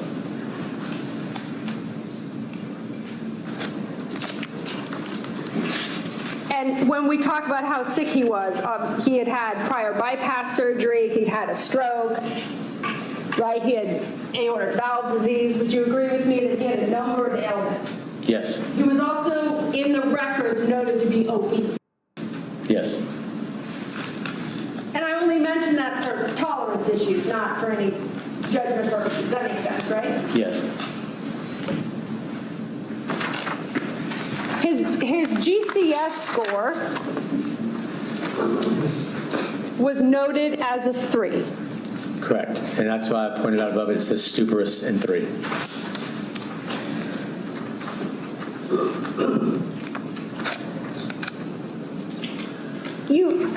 You mentioned in your report and on direct that he was opioid naive. Do you remember that?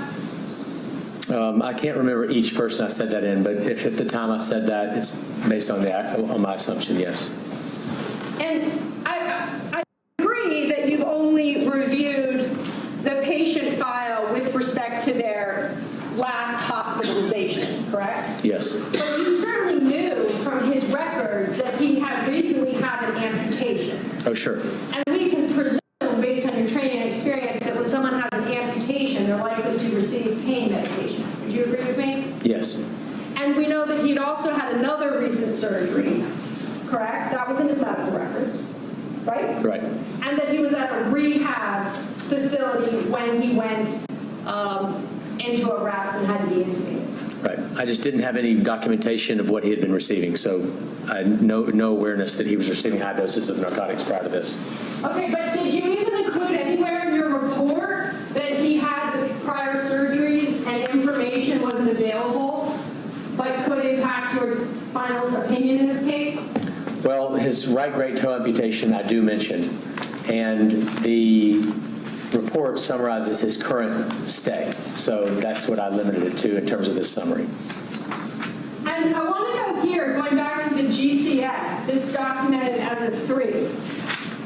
He's at a 3, is he not, for 7 hours? Right. 13:45, he's a 3.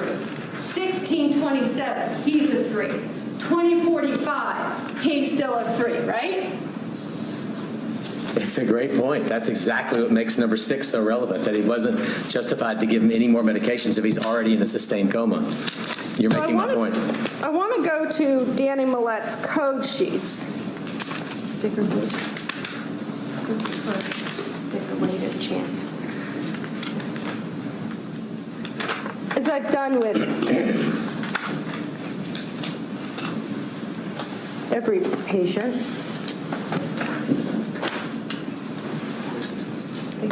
showing the witness what's previously been marked as defendant's Eli 15. Patient name on these code sheets? Danny Millett. And I want to just flip through them. Just generally. Code sheet. Yes. Heart rate sheet. Do you agree with me on that? Correct. Yes. Okay. Code sheet. Yes. Heart rate sheet. Yes. Code sheet. Yes. Code sheet. Yes. Heart rate sheet. Yes. Code sheet. Yes. Heart rate sheet. Yes. Code sheet. Yes. Heart rate sheet. Yes. Code sheet. Yes. Heart rate sheet. No. Oh, code sheet. Yes. Heart rate sheet. Yes. Code sheet. Yes. Code sheet. Yes. Code sheet. Yes. These are done at 2-minute intervals, so we often have much paperwork. Code sheet. 2-minute intervals. Every code, a new code. Right? Correct? Is that a yes for the court reporter? If you put it back up, I can tell. Are those all individual codes, or was it consistency? Was it the code sheets of one Sure. code? Let's go through it. Date, 12/5/15, right? Yep. Okay. Survived, transferred. So, did you see that? Yes. 12/15/17, 11:48. Do you see that? Yes. Okay. That one's not marked, right? Right. Let's do the survival. So it goes to- this one. This is 11:48, so that is a duplicate. Oh, I'm sorry, but when I say duplicate, the times are different, right? He's coding, and the times are changing. Do you see that, Doctor? Yeah, but it's the same code, isn't it? It's the same code. 1151 going on. I interpreted this to be all the same code, just continuation of sheets, because you're... Stop. 1 second. Go. Okay. So, going here. New code. That was new code. That was one code that lasted the span of several hours. I don't 2 hours, at least. Here, let's go through it. 1151, does that appear? Yes. Okay. And I'll just show this for a point of reference. We're going 1210, Okay. same date, same time. 1230, I'm just using this to show a period of time. Okay, yes. Okay? Then, give me 1 second. Okay. 1230, same code. All right, and then now we have at 1249, right? So that was Right. 1230. Now we have 1249. Right. Right? Different code. Right. Okay. Different heart rate sheets, correct? Okay, yes. Okay, and the time listed here goes to 1256. Sure. Does that seem correct? Yes. Okay, and then it goes on to 1321, Right. 1329. Right. Okay, and this is the same, he's coding this whole time. Right. And 1332. Right. And then it notes resuscitation ended 1333, correct? Right. Okay.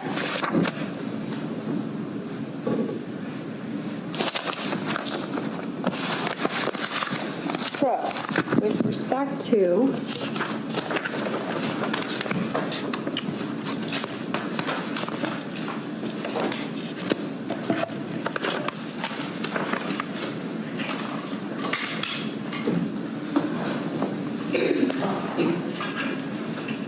same thing, same issues that you noted with Danny Millette on the pain score. But you would agree with me that the medical records speak for themselves, right? You have no evidence that anyone's manipulated or changed any of these medical I do not know that. Yes. So with respect to Danny Millette, not included in your report, nor can you say to a medical degree of scientific certainty the exact time by which Danny Millette would have survived but for the vet. Yes, I will. I could never know that about anybody, about any human being.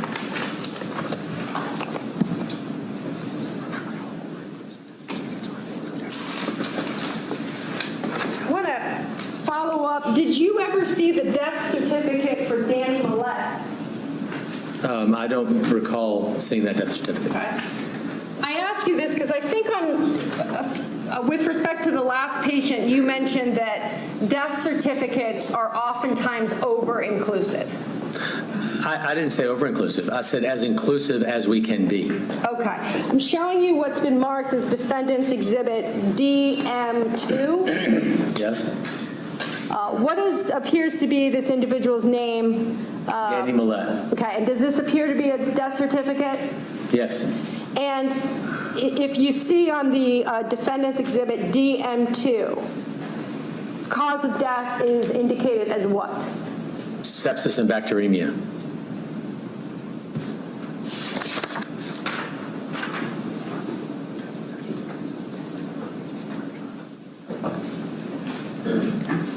And death certificates. Those are signed by the attending physician. Yes. The attending physician who has the benefit of reviewing the entire record. Right. And signing off on the discharge letter. Right.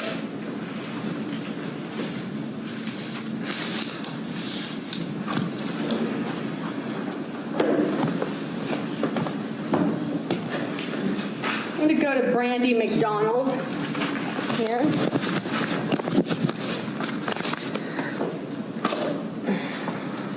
One moment.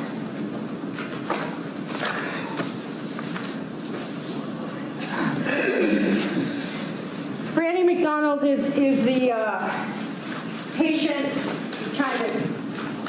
who had ovarian cancer, correct? Yes. And the cancer had spread, had it not? Yes. In your report, I know that you had mentioned that she had deteriorated overnight and was intubated in the ICU, or in the ICU, correct? Okay. Yes. Did you note in your report that in fact it was Dr. Husel that intubated her? No. And intubation would be considered by you as an aggressive support measure? Yes.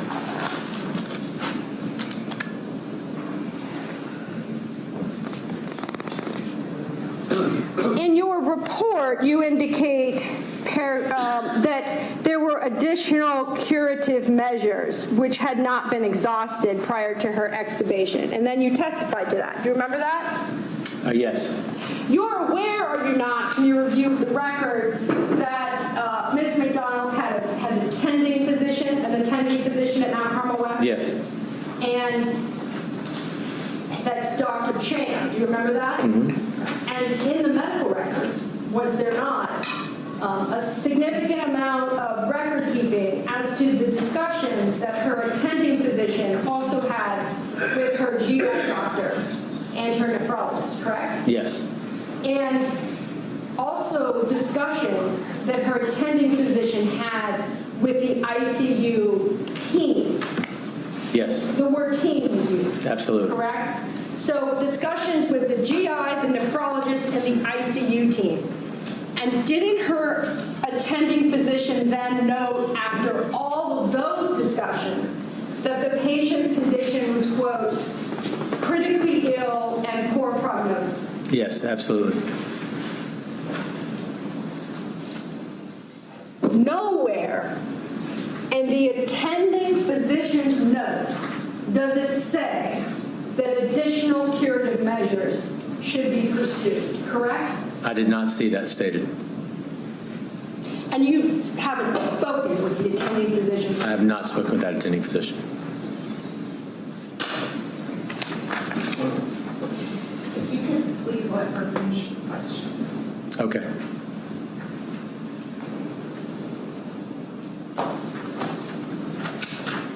You indicated that a palliative extubation is never an emergency.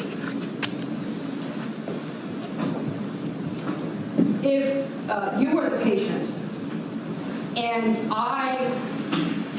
and you're on vet support, and I am your designated power of attorney,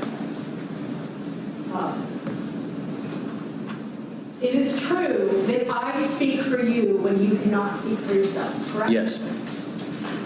And if I know as your power of attorney, as your sister, as your wife, whatever I am to you, that you do not want ever to be on a vet, and I make the decision for you to withdraw all life support saving measures, that might seem like an emergency to me, right? The word emergency, I'm thinking about a code, like people running down the hall. Because there is something, is there not, as someone that has worked in palliative care, where I, as your power of attorney, might, in your best interest, want you to die without all the tubes in you. Oh, yes, absolutely. I think the distinction here is urgent versus Okay, well, I will emergency. stop. Next question.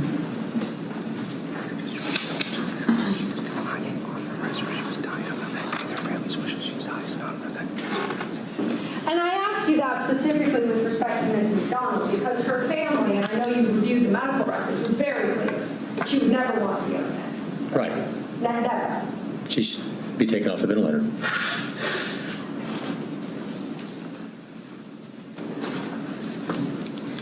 With respect to Ms. McDonald, I know in your report, fair to say that you do not include, nor can you have an opinion with a reasonable degree of medical certainty as to the time that she would have died but for the fentanyl.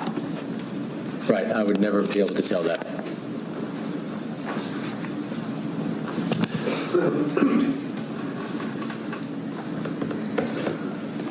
Where is that?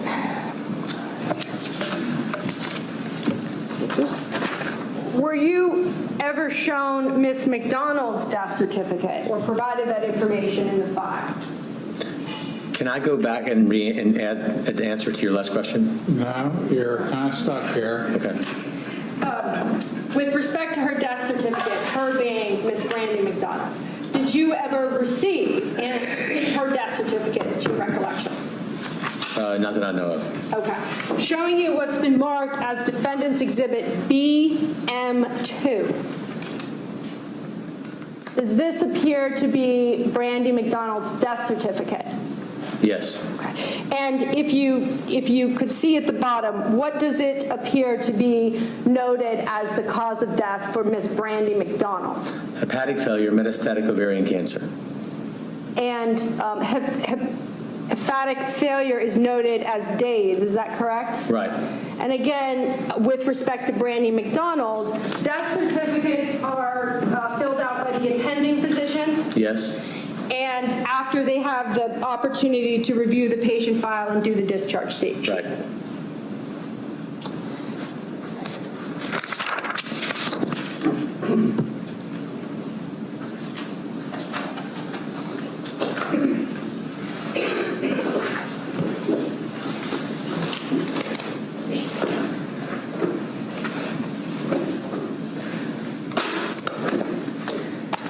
Turning to James Allen, if we can. I have the portion of your report up there for you to refer to if you need to. Just want to talk about Mr. Allen a little bit. He was an 80-year-old, correct, smoker with dementia. Is that right? Right. And I want to talk about the conditions that he had prior to what you describe in paragraph 8 of your report. So he had COPD, correct? Yes. He had cardiopulmonary arrest, Yes. acute hypoxic respiratory failure, suspected due to be a GI bleed, right? Yes. He had atrial fibrillation, Right. acute kidney injury, Yes. kidney failure, right? Septic shock, Yes. and then chronic systolic heart failure with EF 10 to 20%. Do you remember that note in the file? Yes. And a normal EF, is it not, is between 50 to 70%. Right. So, and he had 10 to 20%, normal is 50 to 70%, right? Right. And doesn't that mean that the blood isn't effectively moving throughout the body? It means that he has heart failure, yes. Blood goes more slowly than it might if he didn't have heart failure. Right.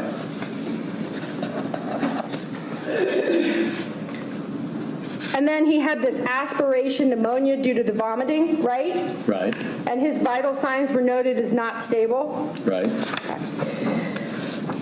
And then when he's intubated, he's noted to be very critical. Correct? Yes. And the code blue is called and he goes into code. Would you agree with me on that? Yes. It's noted in his file, and I'm sorry, but he also gets CPR, right? Yes. CPR, you mentioned something that I want to circle back to under direct. CPR can break someone's rib, can Yes. it not? Yes. Potentially more than one rib could be broken. Could be. And that's just as a side effect, if you will, of doing the chest compressions. Yes. And potentially, having a broken rib could be painful. Although they documented a pain score of 0. That's not my question. My question is potentially. Potentially. You give me CPR. I'm done. You bring me back. And I have one broken rib. That could potentially cause me pain, right? Yes, it could. But your intention, double effect, is to save pain, right? Right.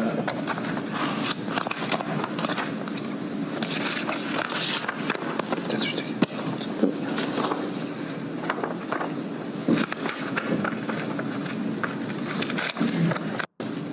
You mentioned, I need this stick.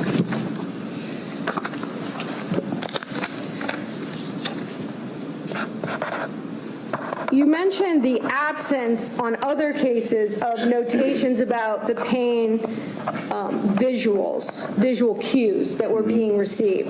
In this patient's chart, it actually indicates that he's grimacing, right? That he's experiencing pain. He did have some of that, yes.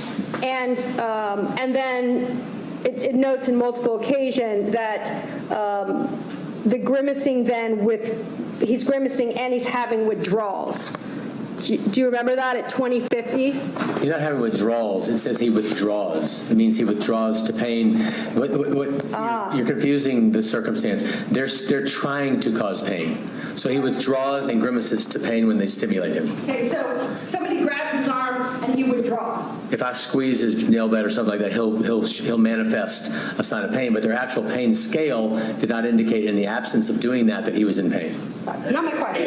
The documents indicate that he's grimacing and that when he's touched in some way, he withdraws, right? Not that he's grimacing. I'm sorry for the subtle difference, but that he grimaces if I cause him pain. I understand because he feels. Yes. He feels, Yes. right?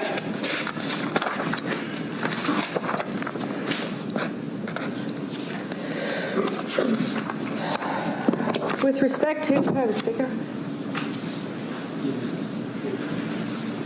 Before the fentanyl is ordered in this case, just as I've done with the other patients, and this time, James Allen, showing the witness what's been marked as Defendant's Exhibit Eli 16.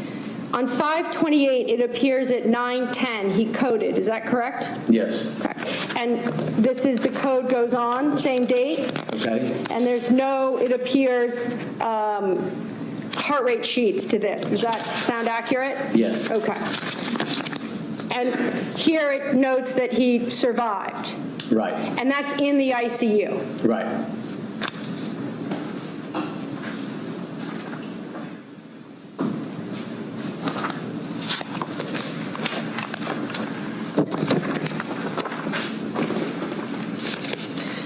In Mr. Allen's medical records, I trust that you reviewed the notes that Dr. Ralston made.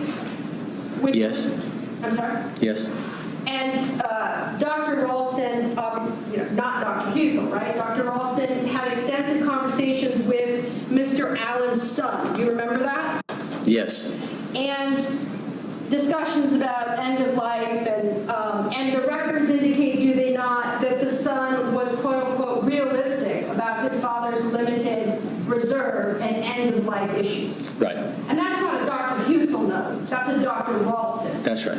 He's having a conversation with the family. Yes. About palliative extubation and likelihood that Mr. Allen might or might not survive, right? Right. Okay. And it's then that the medical records indicate, do not, that the patient's family goes to the nurse and says, we want to withdraw all life support saving measures. The nurse then goes to Dr. Husel. Right. Right? Yes. So the family initiates that procedure with respect to Mr. Allen. Yes.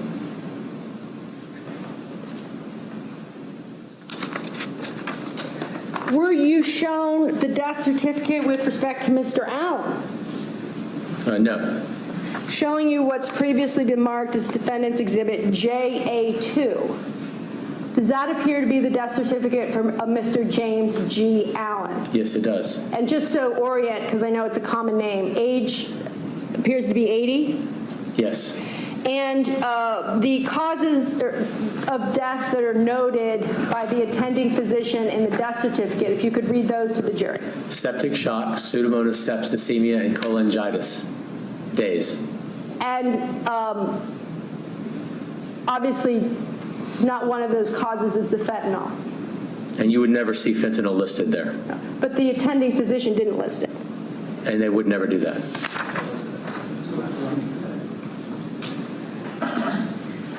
Can you show me that? Thank you. Because it reminds me of Defendant's Exhibit RH2, where fentanyl is actually listed. Because the patient came in with a known overdose of fentanyl prior to coming to the hospital, so they were listed. Doctor, it can't be your testimony now that the overdose was caused by a known drug when he came in.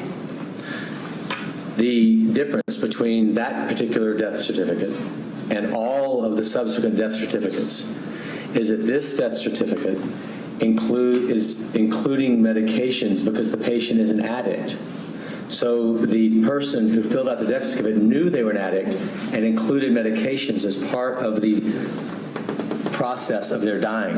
None of the other death certificates, and she'll go through all of them, I'm sure, and do the same thing, will ever show fentanyl because it was something administered at the time of death, and none of us would ever include that on the death certificate. So that'll be a recurrent theme, that this one showed the drugs because it was part of their history of being an addict, whereas the other ones will not include a medication given to provided at the end of life. No physician would ever put that on the death certificate.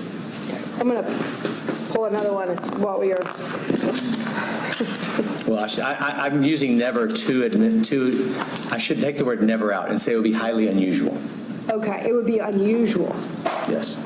I shouldn't use the word never. Okay, I want to just go back to James Allen because I remember your testimony about likelihood of survival, and I want to make sure that we have the notes from Dr. Ralston, we have the family initiating the conversation, and then isn't there also in the medical records the note from Dr. Mahoney that reads, I quote, "Unfortunately, I'm afraid you will not survive this episode." Correct? This hospitalization, yeah. Yes. And Dr. Mahoney is separate and apart from Dr. Husel. That's right.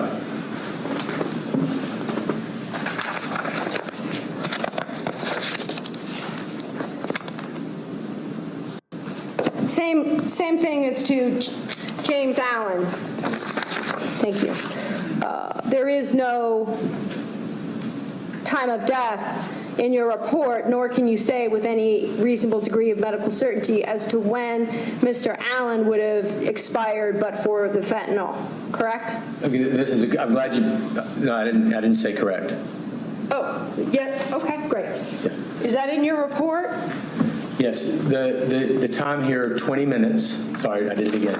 The time here, 23:20 to 23:40, and I want to answer this more accurately. That there was no indication that this person would die that rapidly on removal of the life support, but for the fentanyl. Okay, and that's not my question. I appreciate that was your testimony on direct. My question is distinctly different. My question is, here today in this court, based on having reviewed these medical records, you cannot say a reasonable degree of medical certainty as to what time he would have died but for the fentanyl, correct? I'm trying to process the question. Bear with me here. I think that he would not have died but for the fentanyl in this short of time frame. Okay. It's the big screen which you got to use clear. Is that what you're trying to do? Okay, yep. Up there.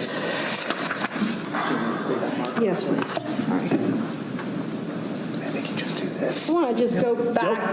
Bottom left. This, right? If we can, just to clarify something. I know now you said it's unusual, but we also know that James Timmons was a polysubstance abuse, had a polysubstance abuse history, correct? Yes. Okay. Just want to, you would agree with me, yes or no, that the cause of death says recent cocaine and fentanyl use, correct? And that's yes, and it's a super example of what I'm talking about. Oh, and so I just, Timmons and Hayes have fentanyl in them, correct? Just a yes or no, in their death certificates, it says fentanyl in the two Yes. drug users, does it not? Yes, Okay. because it was their history. And in the others, the attending physician that reviewed the entire patient chart, including the orders of fentanyl that Dr. Fusel gave to every one of those patients. And that attending physician reviewed this file, went to write their discharge, filled out the death certificate, and found those causes of death. Because those are the disease Yes or processes. no? Yes.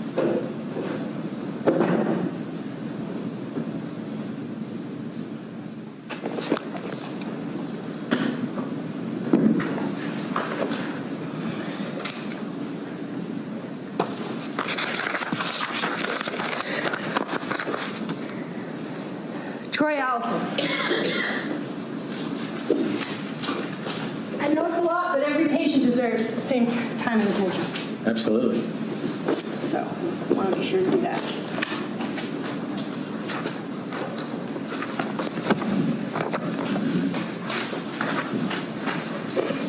Troy Allison, 4 heart attacks and prolonged CPR. Would you agree with me? Yes. And cardiogenic shock, which required the vasopressors, Yes.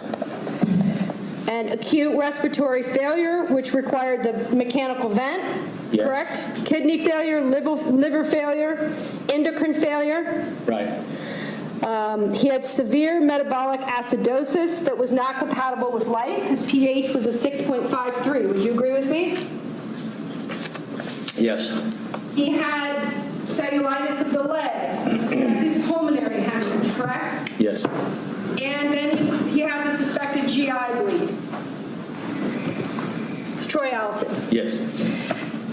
I want to talk about the notes in the file as to other doctors. Because any patient at Mount Carmel isn't in the ICU, isn't just seen by one doctor, correct? Right. Dr. Woodard, in the ER, physician note, did he not, wrote patient in severe critical condition. Yes. Quote, emergent life-threatening condition, end quote. Correct? Correct. Quote, incapacitating systemic disease, end quote. Right. That's in the ER. And then we had Dr. Patel, do you remember that he had notes in the file as well with respect to Mr. Allison? Yes. And he wrote, quote, poor prognosis, correct? Yes. There were, in Mr. Allison's file, also chaplain notes, were there not? Yes. And I should have asked you this about the other files, but there's chaplain notes in a number of There are. files, right? Very encouraging, yes. And the chaplain is able, it seems, from the medical records, to actually have discussions, spiritual care individuals have discussions with the family, and then they enter in summaries with their discussions. Yes. And those are in here, right? They are. And separate and apart from the doctors and nurses, it appears they're actually entering in their own notes. Yes. And with respect to the chaplain note associated with Troy Allison's family, did it not say, quote, the family opted to withdraw the ventilation support knowing this patient did not wish to be on life support? Yes. Yes. And the chaplain in Cassandra Wilson was the chaplain specifically, spent 150 minutes of death support with Troy Allison's family. Yes. Like 150 minutes total, right? Yeah. So that's over 2 hours. Right. Really spending time with the family to make sure that they understood the decision they were making and the impact it might have. Right. That's beautiful care. And yet on your direct exam, you testified, and I quote, let's keep him going. Remember saying that? My point is to allow his natural dying process to occur, and I agree with the family's decision to support him and remove the life support. That's it. The decision to remove life support does not equate to determining death by giving drugs. There's a very important distinction there. So I support the family. I support the chaplain's note. And that family never asked for him to receive a lethal dose of medication. Okay. My question to you was that on direct, you testified, I just wrote down the words, and tell me if you're going to say these words in conjunction with one another. Let's keep him going.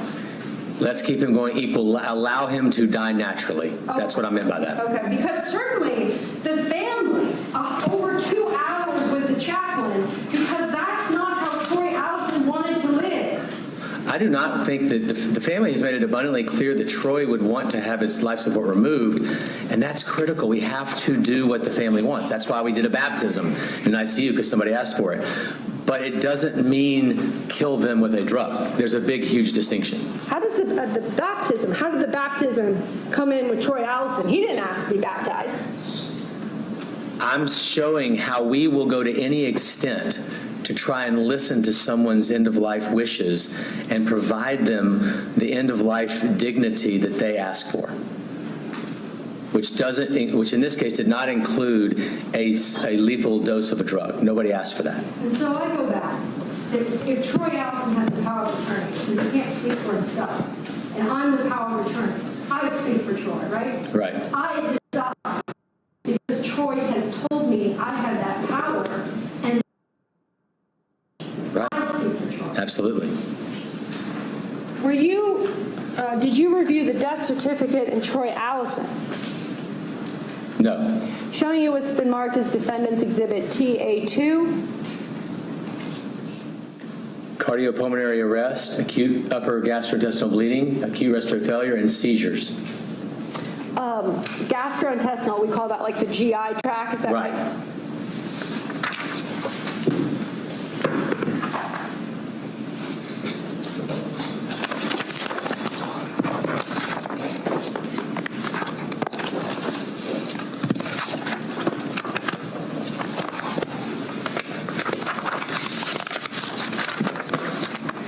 James Timmons.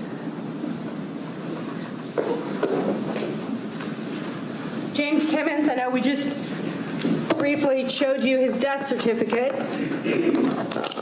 I say this not out of disrespect, but just to be factually accurate. Like Mr. Hayes, he had a history of substance abuse. Is that correct? Right. And I just want to talk about, I noted during your direct examination that you indicated that you didn't know how long he had been down. But actually, doctor, isn't it true that in the patient medical records, it indicated that he was found, quote, down for likely 48 hours? Remember that? Yeah, I was kind of focusing on the word likely. I mean, I don't know, but yeah, it's an extended period of time, they thought. I mean, 2 days? And then the note goes on to say that he's in the basement for 2 days. That's a long time, is it not? It is, which evolved as compartment syndrome. Right, to be without a pulse. So I'm just curious, though, the 48 hours that he was down isn't included in your report, correct? No. And then he was placed on, and he was also found with a needle in his arm, right? Right. Okay. He was placed in immediate dialysis, was not, CPR was started, correct? Yes. Okay. And, of course, you've noted his polysubstance abuse and cocaine abuse, which was noted in his patient file, right? Right. And he's given the maximum dose of suppressors when he's in there. Right. Right, like trying to keep him alive. Yes, absolutely. And when he's even on 2 vasopressors, his blood pressure was a 78/46. Does that sound right? Yes. And I want to go back to that chaplain note again. Do you remember that the chaplain note in James Timmons' file, even that note indicated, quote, critical diagnosis? Yes.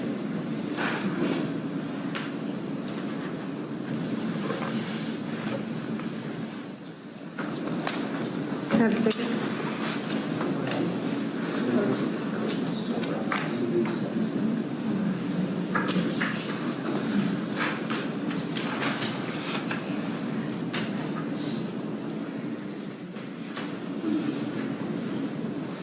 And then Dr. Ralston, do you remember that name as another ICU physician?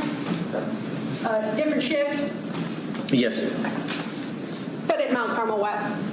There's a Dr. Ralston ICU note with respect to James Timmons, is there not, 13 hours before he passed, he being Timmons, that said, quote, without the ventilator, vasopressors, and interventional critical care, the patient would die. Right, correct. And then Dr. Bastati, internal medicine note, 16 hours before Mr. Timmons passed, wrote, quote, high mortality risk. Does that sound right? Yes. I just want to show you what's been marked as defendant's exhibit Eli 17, the code sheet on him, it appears 1022, 1848, resuscitation ended. Do you see that? Yes. And this sheet, 1022, resuscitation ended at 236 and recognized at 225. Oops, sorry. Yes. You see that? So these appear to be different code sheets. Is that fair to say? Correct, yes. And this one, this code sheet right here at 2025, can you tell me which physician's signature is on that code sheet? William Husel. So at 10/22, 2025, William Husel is in the room in the ICU saving James Timmons' life. Right. And then tell me if you could, 10/22, 2018, 2308. This seems like a third code sheet. Is that right? Yes. And again, so this is about a few hours later. Right. And again, tell me if you could, the physician's signature here. Dr. Husel. So again, Dr. Husel, several hours later, is in the room in the ICU while Timmons is coding and he's saving his life. He's running the code.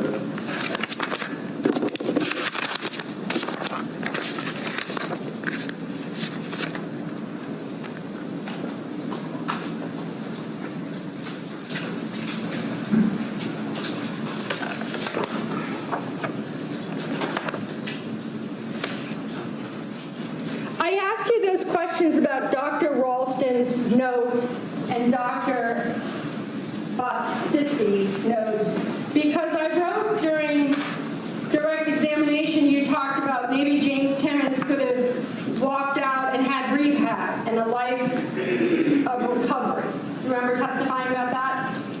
Yes. I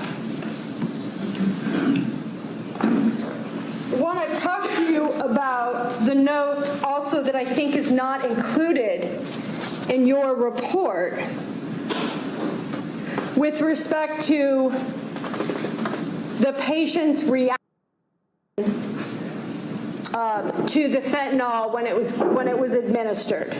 Do you remember in the medical records, the nurse Jake Deemer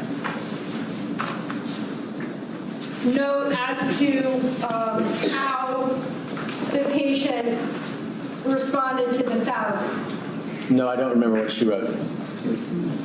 It could have been a man, too. Okay, good The point. nurse, she, Either one, yeah. Before I get to that, though, I missed this with respect to Mr. Timmons' intolerance. We know that he has a polysubstance abuse issue, right? Right.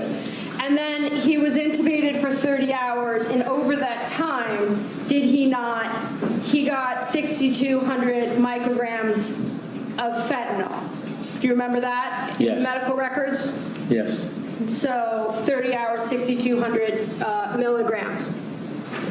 And so I mentioned that to you in your discussion as to whether he was opioid naive or tolerant. I think he would not have been opioid naive and tolerant.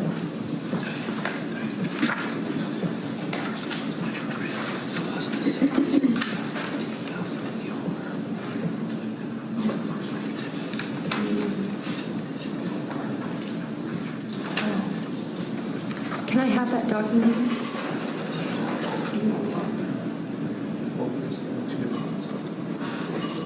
a document to show you. Because I think in the medical file, you would have not only reviewed what happened to Mr. Timmons in the ICU, but also the drugs that he was administered in the ER before he got sent to the ICU, correct? So my question was about the 6,200 micrograms of fentanyl that he was given before the decision was made to palliative extubate. I want to pull a sheet to also show you what he was given in the OR, sorry.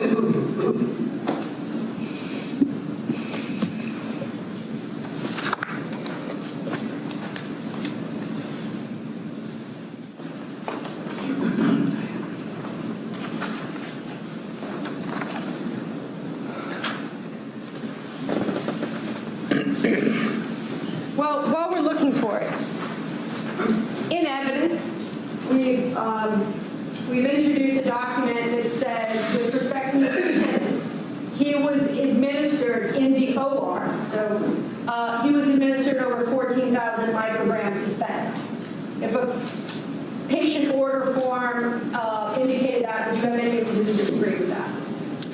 Well, the person's under general anesthesia in the OR on a ventilator, so they're going to give what they need to give, and they could receive that much on a ventilator. That's the key difference. Oh, right. I was just adding the amount to the opioid conversation. Okay. Okay. And I don't remember that number, but if you say so, I take your word for it. okay. And also, I want to just go back to the chaplain conversation with respect to Mr. Timmons. There is a note that the spiritual care team and/or chaplain spent 90 minutes of what they call death support with the family. Did they not? Yes.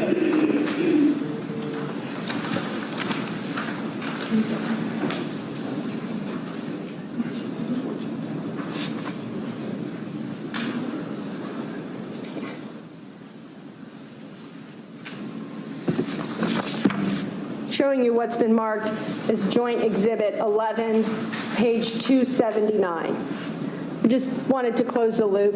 Okay. So, indicates patient, would you agree with me, is James Timmons? Yes. And the order details, would you just agree that it's over 14,000 micrograms of fentanyl? That's what it says. Okay.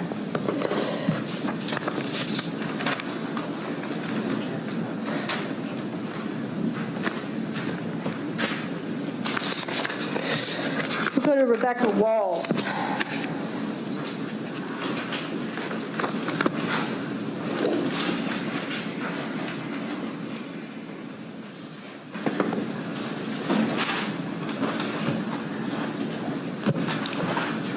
Hold on, before you go any further, council approach.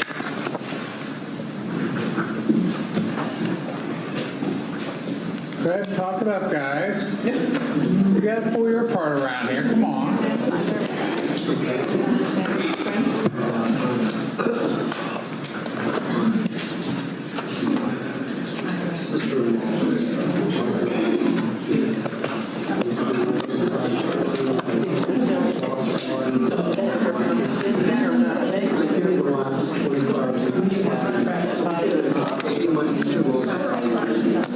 So we get updates maybe once a day. The last one was, I wanted to make sure.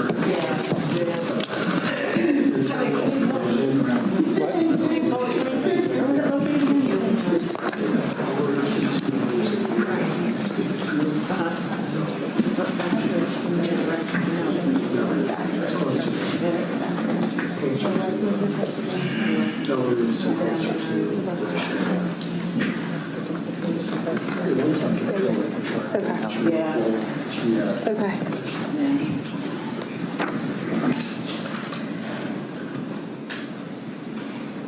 Ready? Yep. Thank you, Judge. I was talking to Sam, but All right, let's go to Rebecca Walls. It's late, so we'll mix up the order of things. Rebecca Walls, fair to say that you indicated time of death was 1:32? Yes, 5 minutes after she got the fentanyl.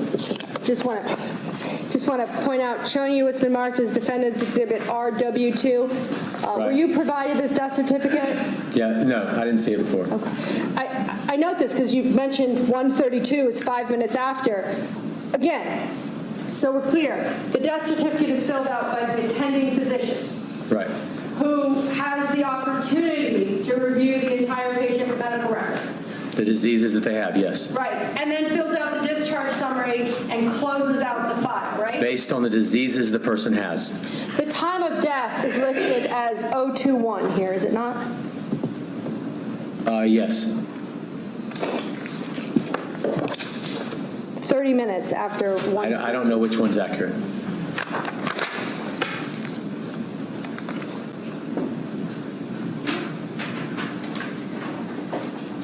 In Walls, chaplain note, Rebecca Walls, the chaplain notes indicate that 180 minutes were spent with the family. Does that sound about right? It's beautiful. Sound about right? Yes. And you mentioned on your direct examination the cover of darkness. Things were done under the cover of darkness. Do you remember that expression? Yes. There's nothing cover of darkness. Would you agree with me? In fact, you said it's beautiful that the spiritual care team is there with the family at night for 180 minutes. That is true. And you know, do you not, that in the ICU unit at Mount Carmel West, the lights are on. It is not dark there, right? It depends. We turned the lights down quite a bit at night. I wasn't there to see the lights, but it was a figure of speech, not literal. I'm sorry. One moment. I'm gonna let that stand. Okay. So 180 minutes with the family. And we know from the other patient files that the spiritual care team chaplains are there, right?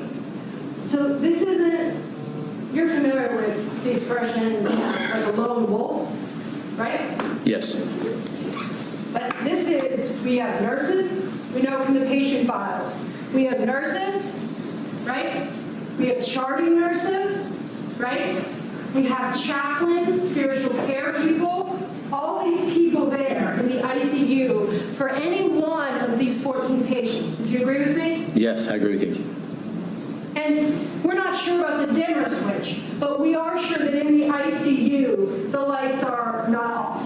Would you agree with me on that? I have no idea. We turn the lights off all the time in the ICU at night. Oh, okay. It really is dark up there a lot of times.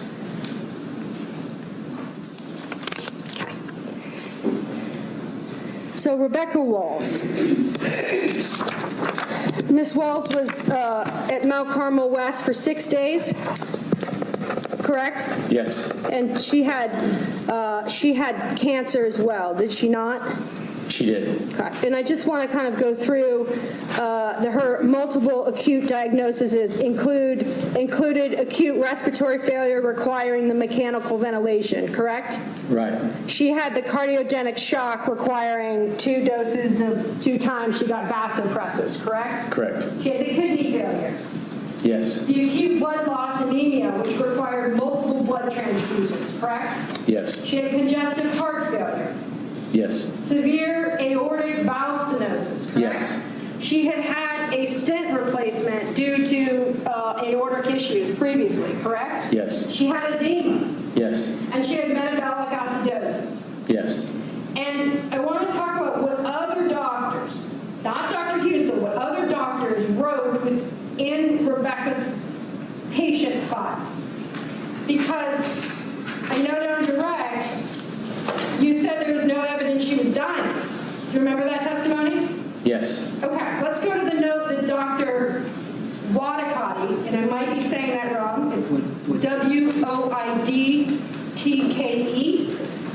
The internal medicine physician note, 17 hours before her death, said, and I quote, critically ill, prognosis guarded, she looks very ill. Do you remember that note from Dr. Yes. Wadakati? Mm-hmm. Then Dr. Closer, C-L-O-S-S-E-R, in the ICU day shift, wrote, did he not, consult palliative care, poor diagnosis.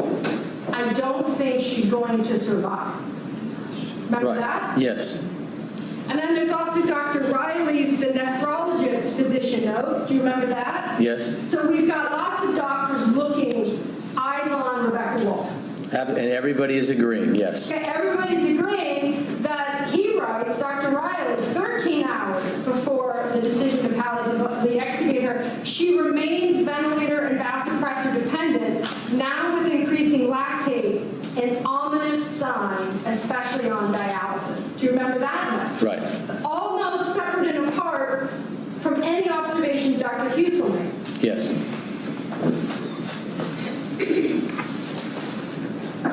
And this is another one of those cases, is it not, Rebecca Walls, where actually it's the family who goes to the nurse saying, our loved one, Rebecca, would never have wanted machines or to be resuscitated. Do you remember that? Right.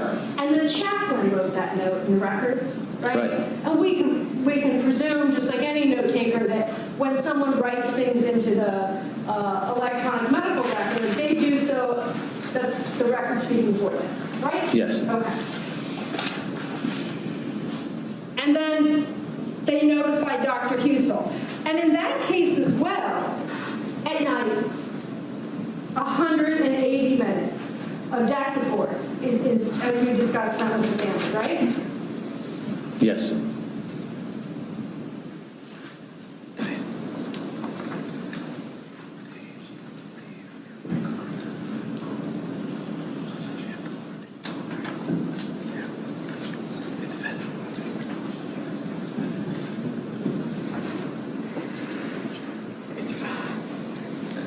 And I'm just adding up the amounts of fentanyl she received in her time at Mount Carmel. It looks like she was there for 4 days, and before she was palliatively extubated, she received 4,800 micrograms of fentanyl. Does that sound right to you?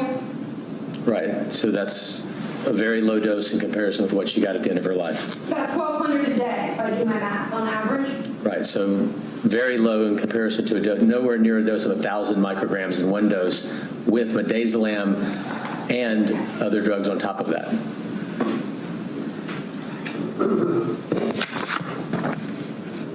And Rebecca Walls was 75. Yes.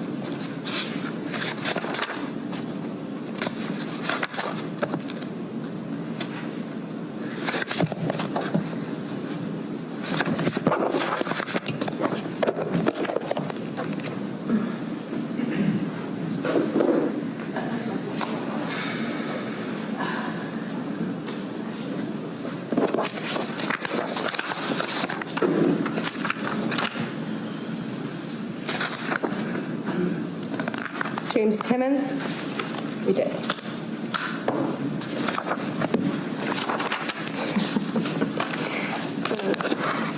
Paula, don't hurt me, but I don't, it's hard to keep track of the report.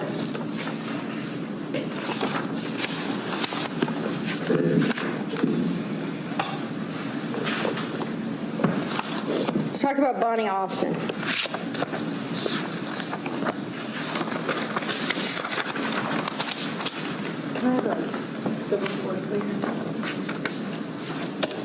Bonnie Austin was 65 years of age. Does that sound right? Yes. And this is Bonnie Austin was the 600, just so we can orient ourselves, right? Okay. Okay.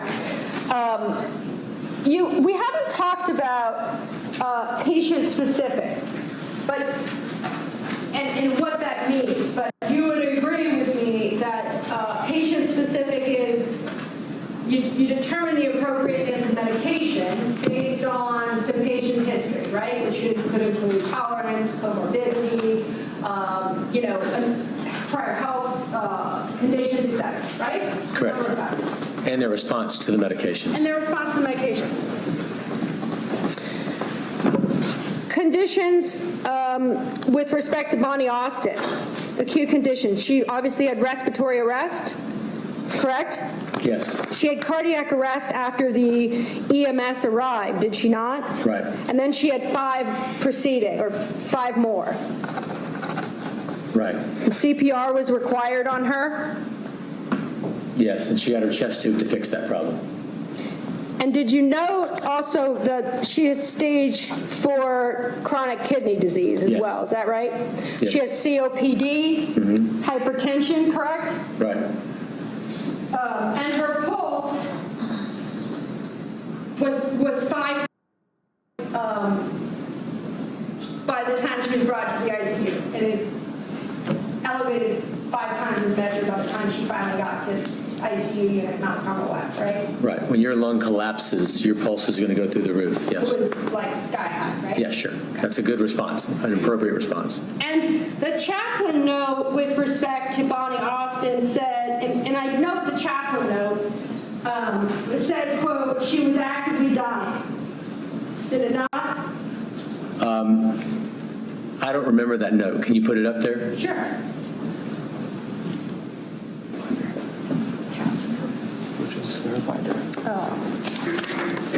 Bonnie Austin. While he's doing that, her blood pressure.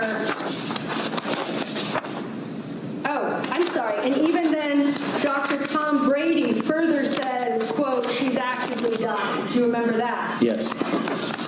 And Tom Brady was one of the doctors that had eyes on Bonnie Austin at Mount Yes. Carmel West.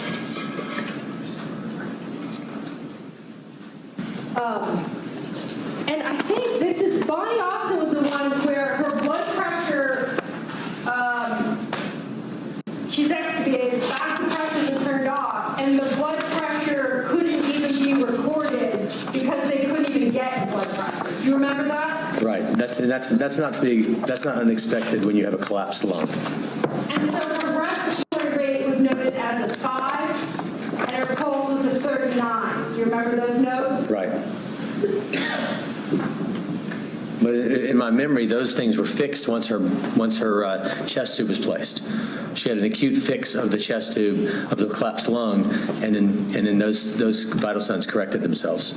Okay, tell me if she's extubated at 2330, the blood pressure issue that I just mentioned, your belief would be that it's before that.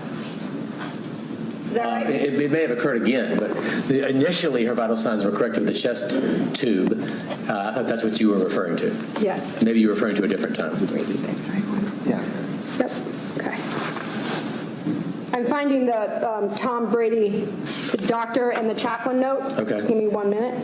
When I say I'm finding. Yeah. Clearly not. Showing you what's been marked as defendant's exhibit Eli 18. And these code sheets appear to be related to Bonnie Austin. Is that true? Yes. Okay. And 9/13/18, CPR 19/18. Does that seem correct? Right. Okay. And this goes to 1959. And then there appears to be a heart rate sheet. And it goes on, it appears to 2028. Okay, yes. Heart rate sheet. And it appears to go on to 2047. Yes. Heart rate sheet.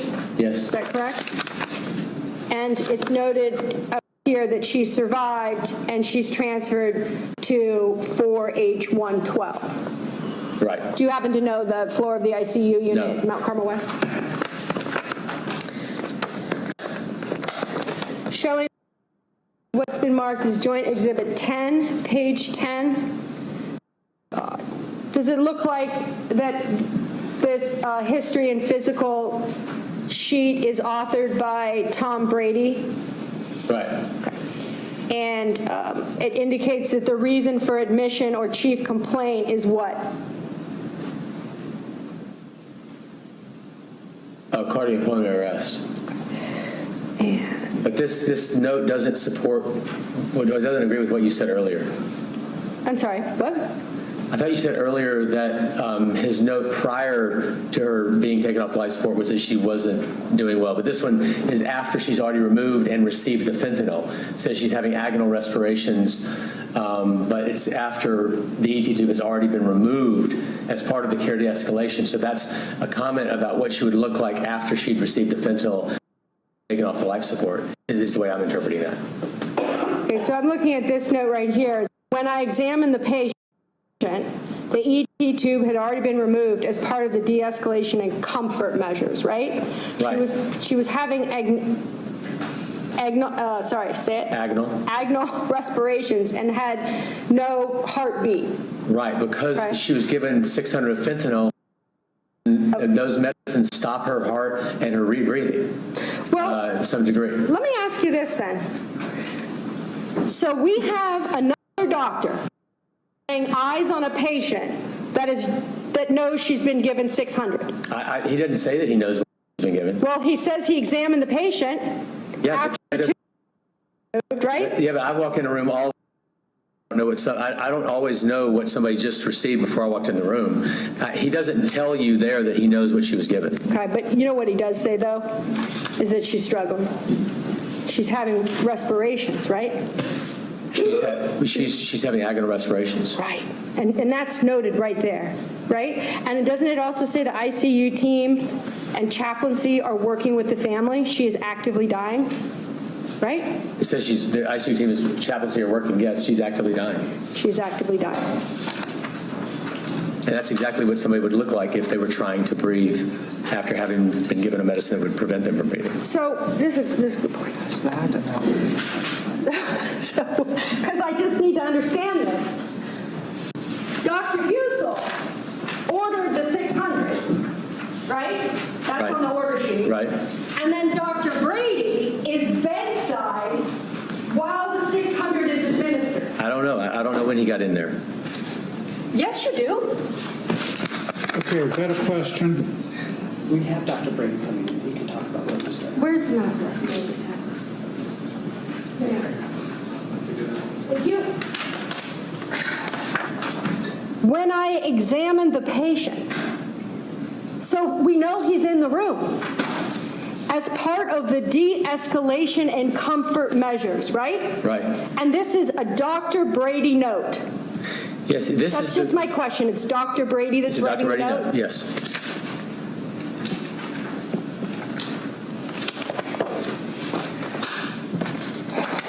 Bonnie Austin, showing you it's been marked as Defendant's Exhibit BA2. It appears Bonnie Jean Austin. Would you agree with me on that? Yes. Okay. And time of death is noted as 23:53. Yes. And the reason that the listed reasons, causes of death, immediate and otherwise, are listed as what? Tension pneumothorax and COPD.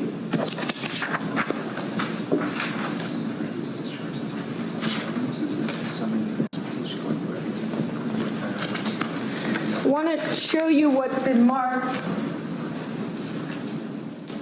as Joint Exhibit 10, page 6 through 7. Does this appear to be a record, a discharge summary with respect to Bonnie Austin? Yes. And does it appear to be signed by Thomas Brady? Yes. So we can assume that because he's doing the discharge summary, he's her attending physician. That's right. Correct? Is that right? Yes. Okay. And he writes here, does he not? There's a list of acute final diagnosis. That's right. And as part of the discharge summary that Dr. Brady wrote, it includes the vent withdrawal time, Yes. the time of death, Yes. and then it also includes, does it not, the medications that she is given, as well as a summary. Yes. Can I see the list of medications? Sure. Where's the fentanyl? Oops, sorry. Let me scroll it up. Can you give me page 8, please? It's what? Do you see that? And let me go up here while we're getting that. COPD was brought. This is a summary right here, correct? Right. And history was taken from the chart. The last sentence says the family has decided to de-escalate care. Right. And the time from the vent withdrawal to the time of death is what? About 30, 23, 25 minutes. And actually, you know what I'm realizing, Dr. Eli? These are medications that that she was prescribed prior to coming to Mount Carmel West. Okay, because That's that's the point is that I don't see any documentation in a single medical record of any other doctor saying that they were aware of how much fentanyl these people were getting. That's the big mystery. Nobody has said to me, I know how much they got, except for Dr. Husel. So that lone wolf claim thing kept coming to my mind, actually. Like, is he the only one who's paying attention to the fact that he's given them these large doses and they don't know? Okay. So, and I know we've covered what a discharge summary is, but you would agree with me that right here, Dr. Brady writes, history was taken from the chart, right? Yes, but that does not mean that he knew how much drug she was given. Okay. In the patient's chart, is a medication order form? Yes. Okay. Is a MARS a medication administration? It's all there, but it just depends on if somebody might not review them to do the discharge summary. If the person has a straightforward cause of death and they think, oh, this is the emphysema, they're not going to go search all the MAR to see the exact doses they were given at the end of life, because nobody would ever expect for somebody to be getting this much medication. So you wouldn't even go looking for that. It would just be so out of your head as a possibility. It's the last medication, and you would agree that you're not the attending physician on any one of these cases, correct? That's right. And you didn't talk to Mr. Brady nor any other attending physician. Right. I'm looking for evidence that they knew how much they were getting, and I don't see any.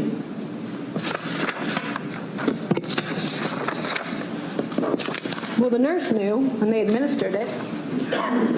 They did. Okay. And on the orders that were verified by the pharmacist, they knew. Objection. Okay, I think he's that on the floor. You're going to reiterate, sustain, rephrase.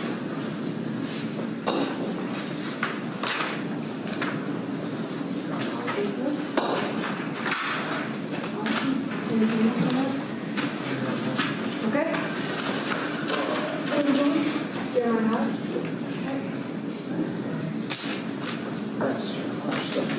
Jeremiah Hodge.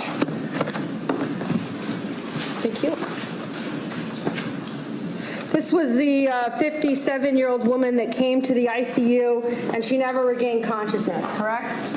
yes. And you testified that she was unresponsive and in continuous coding. Does that You sound put familiar? the sheet up there, please. Can I see the sheet? Oh, sure. Can you print it for me, please?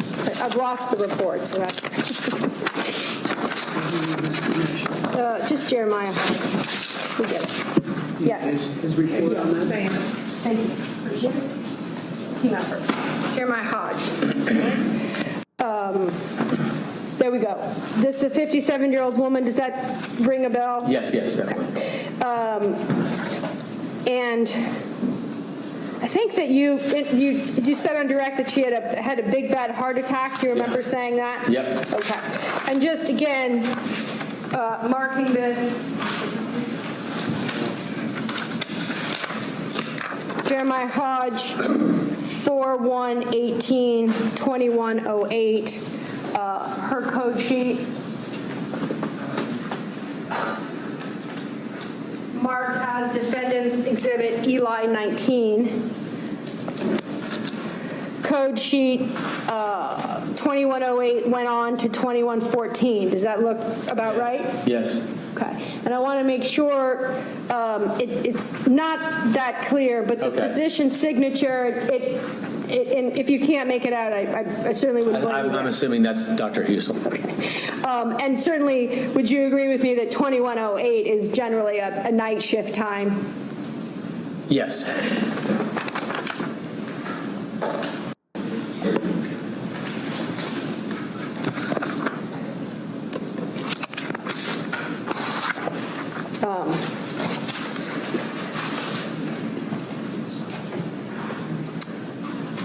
Just want to go through with respect to her conditions. She had lost her pulse several times, correct? Yeah, can you put the sheet back up there, please? Yes, the sheet needs to be there. Oh, nope. Give me 1 second. How's that? Yeah, that's helpful. She was found by the EMS to be, how do you say that? Asystolic? Asystolic? Asystolic, right? And she Yes. was still that way when she got to the emergency room. Right. Most serious form of cardiac arrest, is it not? Right. And the EMS was doing CPR, but they couldn't get her pulse back. And again, she never regained consciousness. Is that correct? That's right. Okay. And with respect to just the measures to consider, that she was noted to be obese, Yes. and she had 5 organ system failures, Right. had lactic acidosis, Right. and low pH. Her level was 6.73, Right. and 7.4 is normal function. Correct. That's right. She had acute respiratory acidosis, had acute kidney injury as well, right? Correct. She had anemia, Yes. elevated white blood cell count, and a number of other issues. Is that correct? Yes. She also had diabetes. I just note that. Is that Yes. right? It is noted, was it not, in the file that she, not by Dr. Husel, that she had, quote, a poor prognosis and was in critical condition. You would agree Right. with me on that? Right. And Dr. Husel, if you recall, is the one that actually starts CPR on her when she's in the ICU. Do you recall that? Yes. And he increases the vasopressors from a 20 to a 50. Right. So when you increase the vasopressor, would you agree with me that you're trying to help someone and not trying to hurt them? Yes.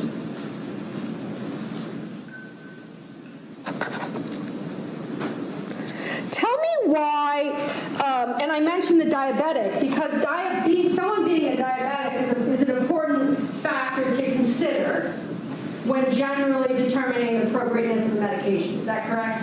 Yes.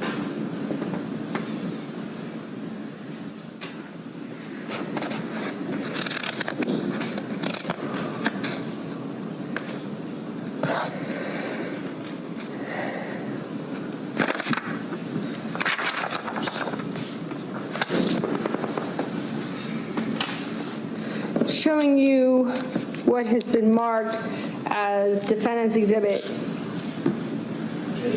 JH2. Does this appear to belong to patient Jeremiah Hodge? Yes, it does. Age 57, just to Yes. reconcile it. And as noted on the death certificate, the causes of death are what? Multi-organ failure, cardiopulmonary arrest, and diabetic ketoacidosis. And what's ketoacidosis? That's just when your diabetes goes awry and you built up a lot of acid in your blood. And that indicates the interval time on that is indicated as day, and the other 2 is hours. Would you agree with me? Yes.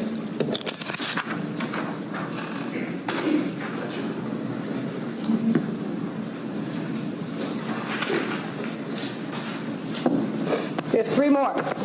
I see the finish line, and I know your flight. But it's also important. Francis Berg. Just want to get your reports. You have it.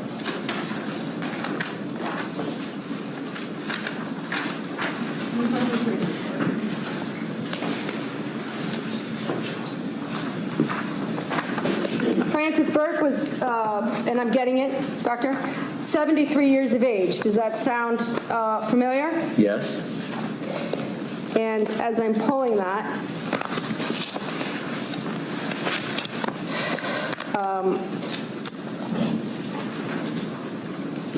before 6 months before she came to Mount Carmel West in the most immediate hospitalization, she had a pulmonary embolism, had she not? Yes, she had. And she is also in her medical records noted as obese. Yes.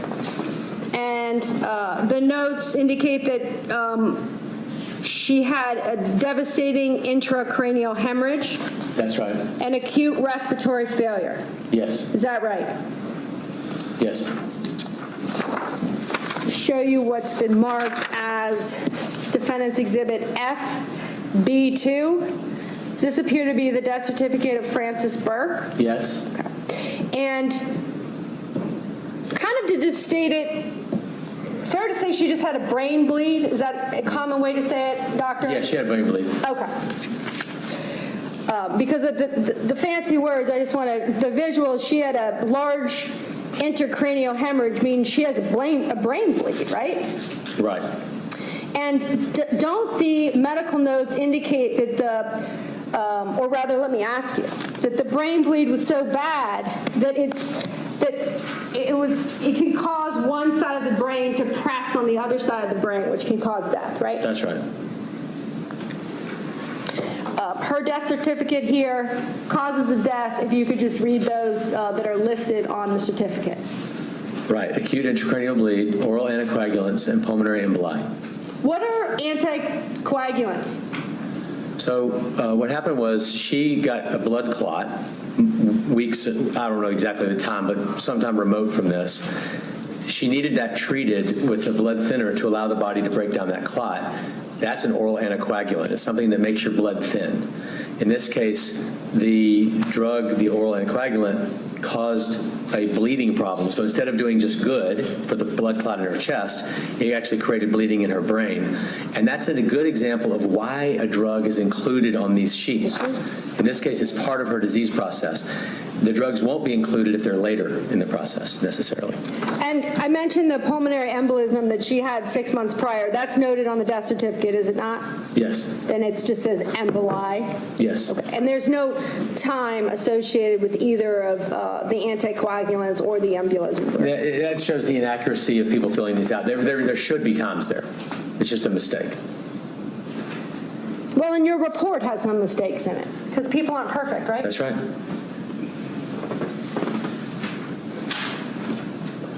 I want to just show you what's been marked as Joint Exhibit 6, page 13, with respect to Ms. Frances Burke.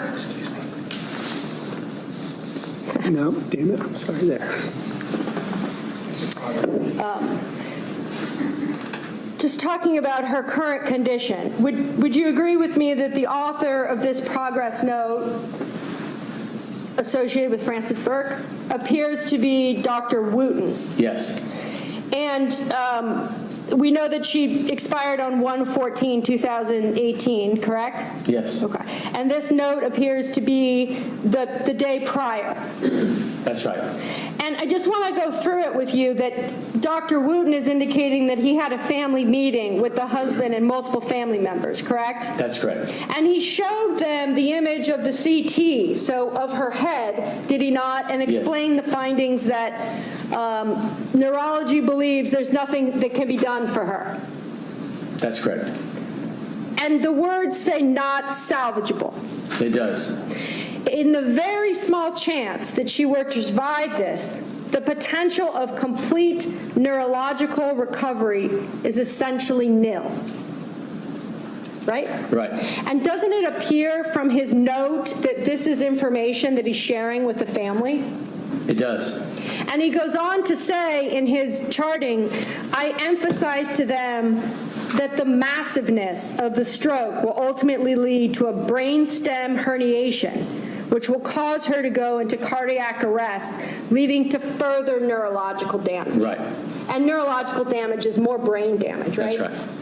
And then lastly, the family does not want the patient to receive chest compressions, which you know she would not want, especially since they understand that her condition is irreversible. Correct. Correct? And that's on 1/13/2018. Right.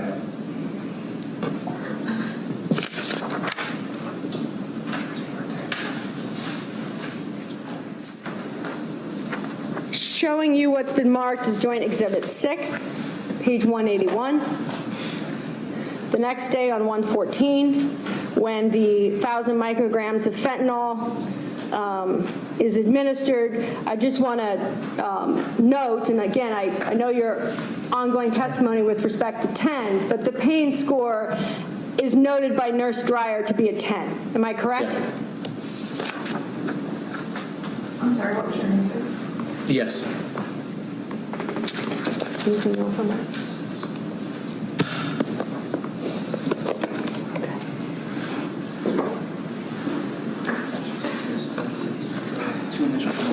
Sandra Castle.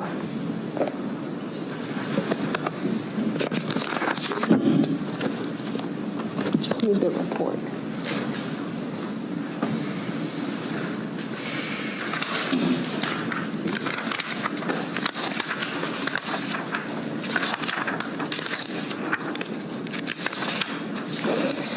Sandra Castle, here's your report. Okay, thank you. 80-year-old woman, correct? Yes, The conditions that she also had, I want to go through them because when you talk about sort of what the patient could have done or how she could have lived, she had systolic congestive heart failure, correct? right, Pulmonary hypertension. yes, She had stage 3 chronic kidney disease, yes, COP, yes, diabetes, yes, hypertension. right, The paramedics, as indicated in her medical file, had documented her ventricular fibrillation, correct? right, Cardiac arrest, right? correct, Cardiomyopathy. right, She also, again, in the medical records, it's noted that she's morbid obesity. yes, Her BMI was noted to be 45. yes, And then she had shock, likely cardiogenic, yes, and she was found unresponsive at home. right, Certainly, Ms. Castle doesn't come to Mount Carmel West as a healthy patient. Would you agree with me? I agree.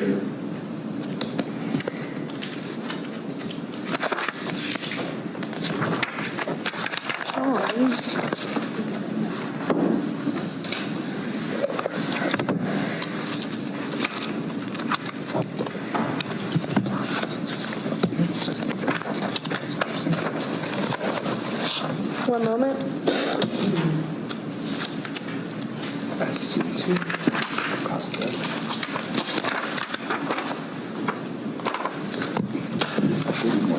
Thank you. Showing what's been marked as Defendant's Exhibit S, as in Sam, C2. Does this appear to be the death certificate of Sandra Castle? Yes, And again, just to orient ourselves, age 80. yes, And it appears there's only one cause of death listed here, and what is that? anoxic brain injury, Anoxic brain injury. right, And it indicates duration of time, as indicated on the form, is days. that's right,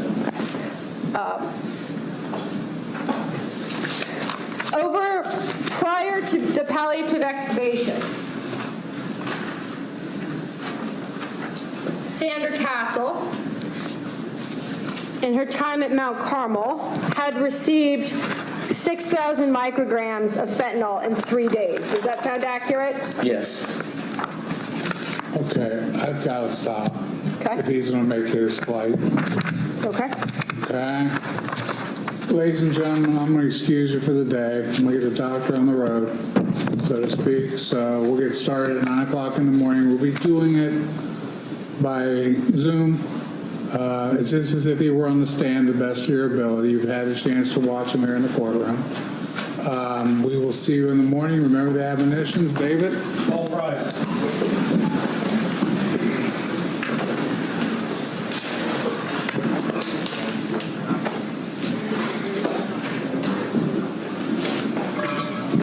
Have a good evening, guys. I hope you guys got it set up for him.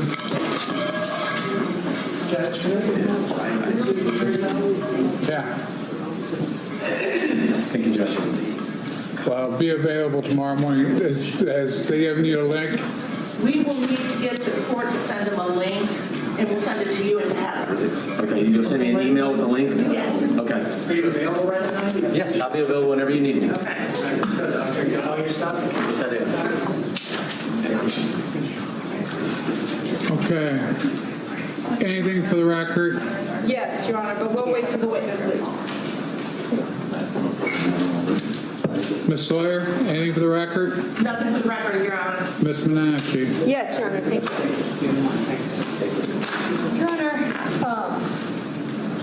and I found myself susceptible to it. Obviously, I'm rushing at the end. And whether anyone thinks I've gone on too long or not, I think it's hard. No one could really argue that this isn't a critical witness to either and or both sides of this case. I do have to tell you that we just object to having to question him further on Zoom. And I don't think that anyone can say that I didn't try my best to complete it. I think we would have no objection to having him come back at a different time, a different day.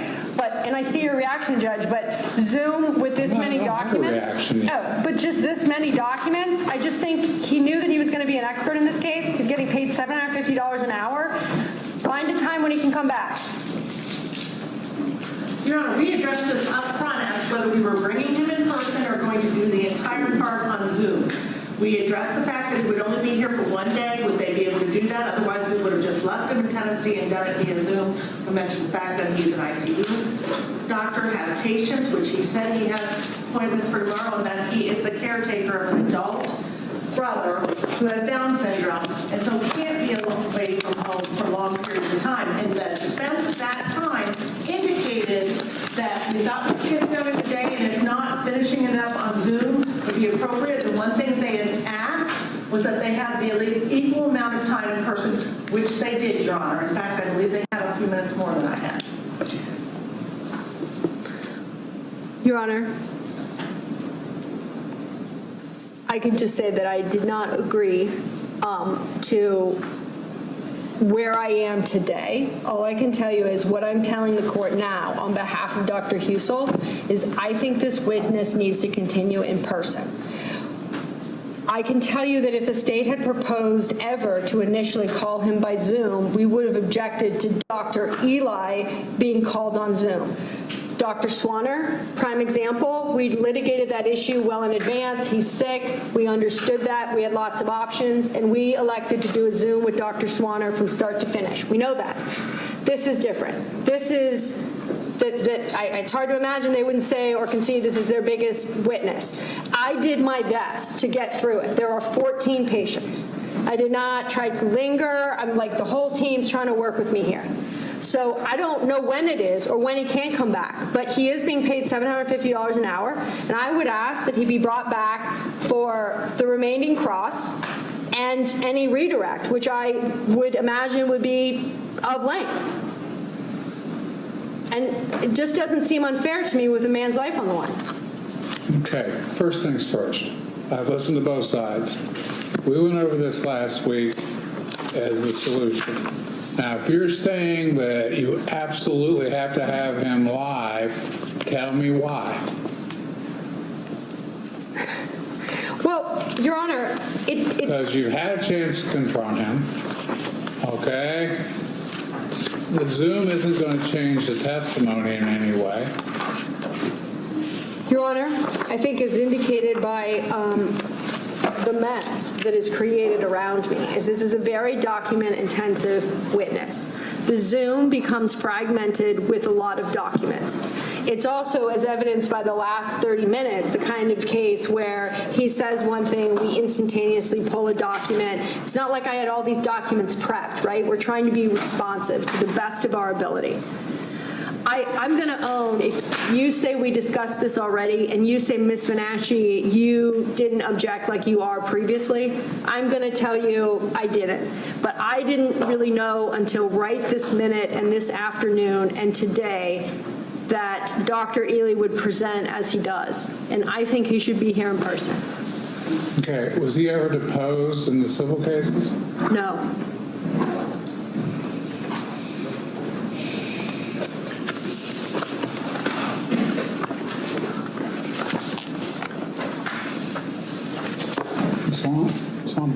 Ms. Sawyer?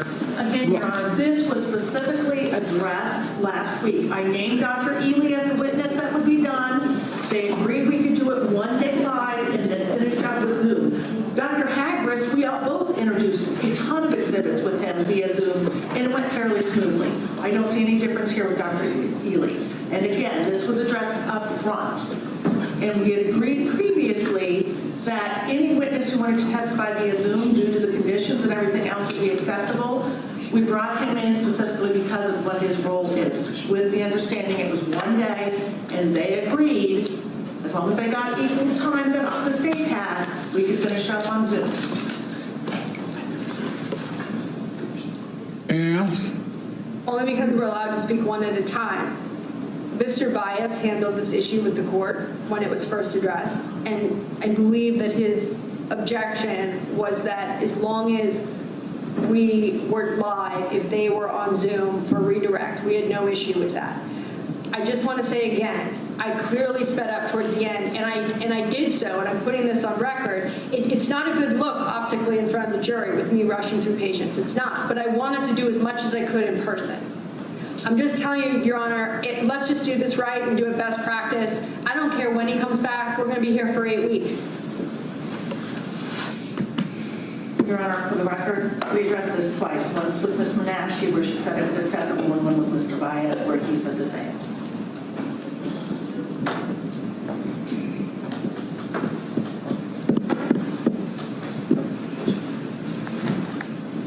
See, he's different than Dr. is it Hagris? Correct. Okay? Dr. Hagris was a fact witness. This is an opinion witness. I want a minute to think about it.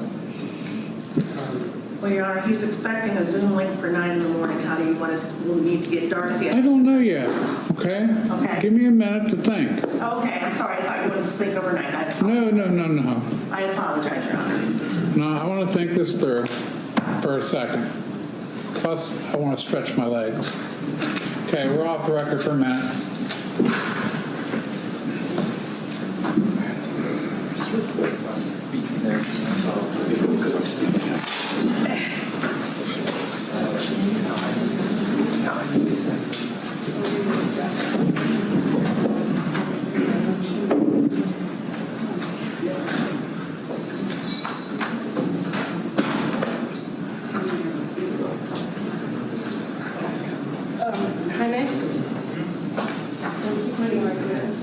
Yeah, I see a blue sticker over here as well on the floor. Did you get the Tracy Young that I marked? What do we know is CD fixing?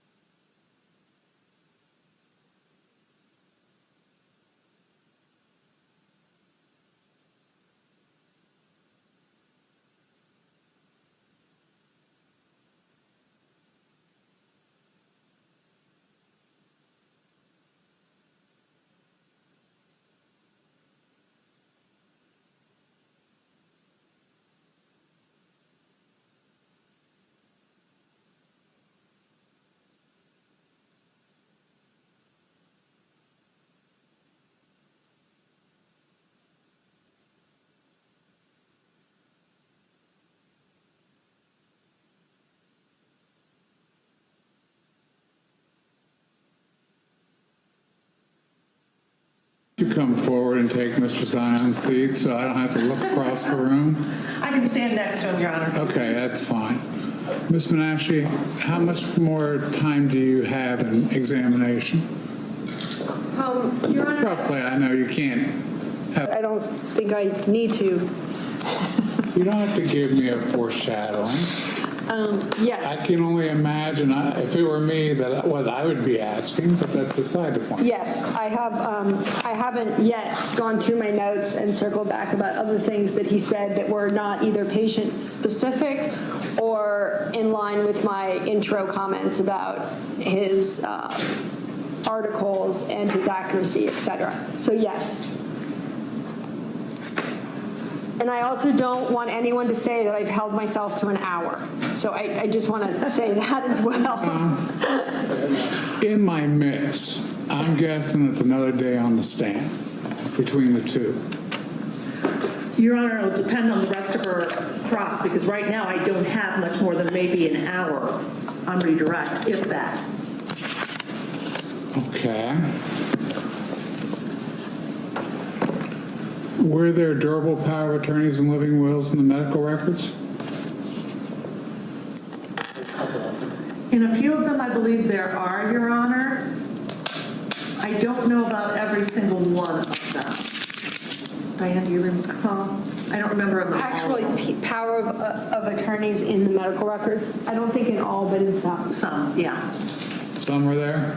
Because you alluded to it twice. Oh, Yeah, there are a few of them there are definitely in definitely a there. few. Okay, but you call them power of attorneys.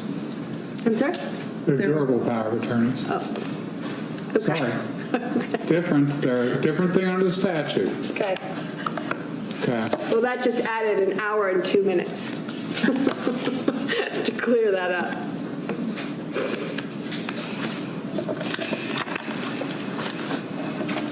I hate doing this to the jury, but let's bring him back live another day in the future. You coordinate his calendar, Okay. okay? And Your Honor, I know it will not be March 11th through the 18th, because I will not be here to handle him then. Okay, well, we're kind of stuck, Yeah. okay? I mean, I understand the validity, I understand the situation, okay? He's a very important witness. I think live in the courtroom is important. So I'm going to agree with the defense on this one. You can tell him that I changed my mind. I don't care. But in all fairness, they've watched him live the whole time. And I think it's also important they see him live during your redirect. Your Honor, So- again, I just note our objection because this was addressed twice in advance. So I appreciate what you're saying, though. Thank you. I understand trials are fluid. Okay, they ebb and flow. Okay, so we're going to go with that. Okay, So have a new witness on tomorrow morning. absolutely. And I will give him a call and let him know what's going on. Okay, and, we'll try to adapt to him. If we can only fit him in on a Friday, we'll give up one of our Fridays to get him done.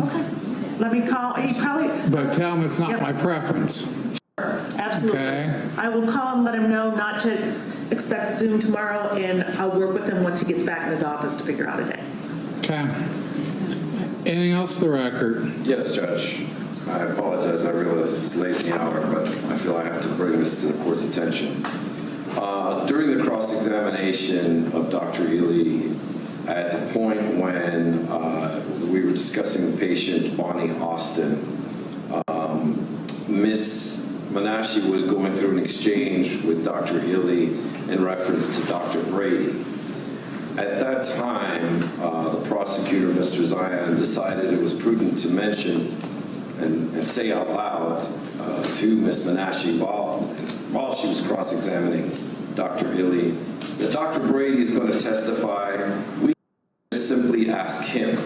He did do that. This is the second incident that we've had where prosecutors are blurting out from counsel table extrajudicial statements that are highly improper because they are clearly being heard by the jury. In essence, his comment basically is don't listen to this line of questioning because Dr. Brady's going to testify. Yesterday, or the day before, I'm sorry, or the previous incident number one, it was the defense lawyer is wrong, therefore you don't trust him. I don't think the court's admonition to the prosecution was, a deterrent enough to prevent this incident. Aside from it being highly improper, this is William Husel's only jury in his day in court. He deserves a trial where prosecutors are not engaging in this type of behavior where they're making statements of their either their opinions or what their interpretation of the evidence is. It is highly improper, and I think it warrants at this time a much clearer admonition by the court, not only to the prosecution, but to this jury, that they are not to be listening to what the prosecutors say at counsel table. I recall your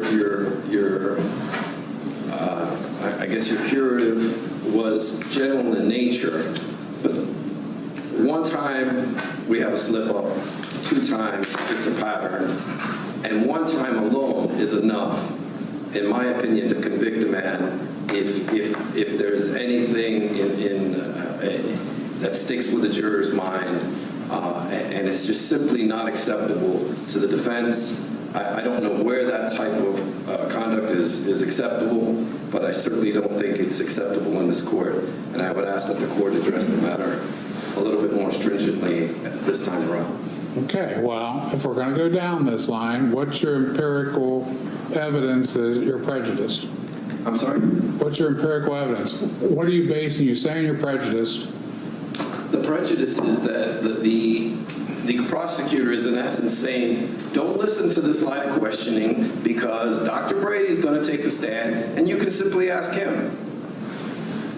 Now, his comment, of course I'm extrapolating on that, on what he said, but his comment was, Dr. Brady is going to testify, we can simply just ask him. That's in essence what he is saying when he makes a statement like that. Now, if that's his personal belief, that's fine. He's more than entitled to keep that. Or you're upset because he doesn't want them to listen to him because the doctor's coming on. Correct. Their witness. No. Ms. Menashe's questioning to this witness. Well, I think everybody knows that Ms. Menashe knows how to ask questions. Okay? So, okay. Shazan. Yeah, Judge, the mistake was your rule about the person that has the witness makes the objection. If that had been my witness, I would have stood up when she solicited hearsay about what Dr. Brady saw or knew. I would have said, objection, Your Honor. We can hear from Dr. Brady to come in. This is hearsay. Like I would with any other objection. And then if we needed to approach to talk about it further, we would have. That was my mistake because it should have been Ms. Sawyer's objection. So I apologize for that. And so that was a mistake to say objection. And that's how practicing in front of you, objection, you state the reason for it, and that would have been the objection. So I don't think there was anything inappropriate other than it wasn't my turn to make objections. So on the floor. I would also reiterate what the court says. I mean, it gets heated over here. I mean, they get heated over here too. If we're going to put things on the record, and you've made note of this too, Judge, in previous things, the noises and I'm not trying to impute anything on the defense, but when he was talking about, things happening at night, I mean, I get it. It's an emotional thing and things blurt out, but it's nothing that warrants any type of sanction or any type of anything to the jury. I mean, the jury knows what's going on here. So that's just for the record from the state's point of view. Thank you. Mr. Baez. I just simply, again, I guess Mr. Zion's retort to my statement is that he would have exercised a speaking objection and given some commentary as to why he thought that line of questioning was improper on Ms. Menashe questioning a witness about what the medical records say. So in essence, don't pay attention to these medical records. Dr. Brady is going to come in and testify.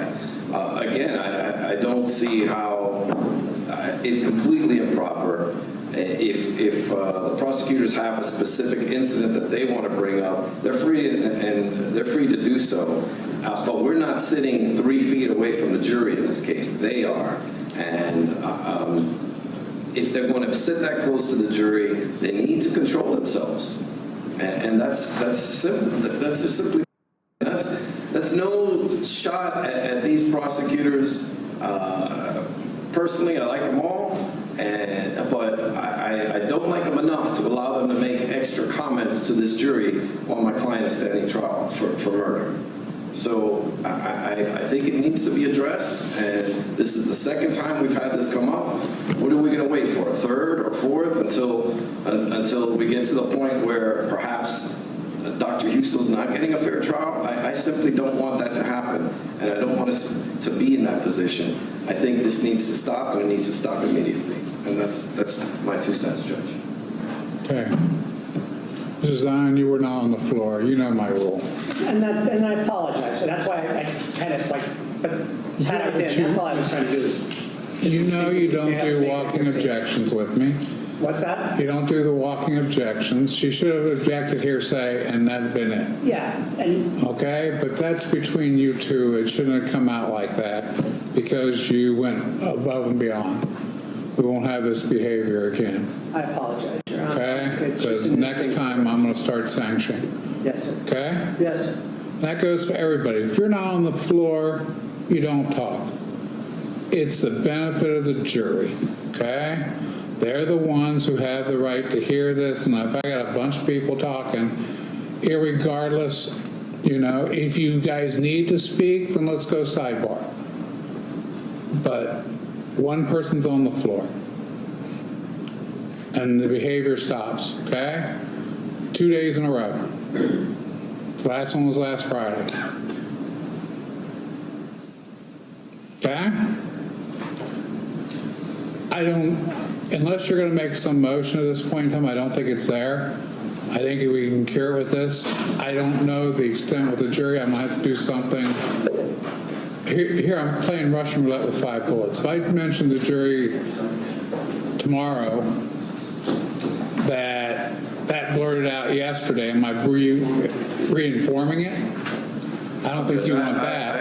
I understand the court's position, and I'm not trying to make more of this than what it is. So what we will do is we'll take the evening to discuss it amongst the team, and if I feel I need to make a formal motion, I'll do so in the morning.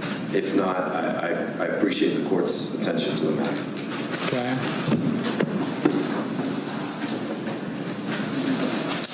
Anything else? Nothing further from the defense.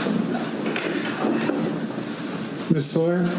Nothing on behalf of the state, Your Honor. Okay, have a good evening. 9 o'clock promptly. We'll start. Don't roll in here at 5 till. I have to go to the bathroom.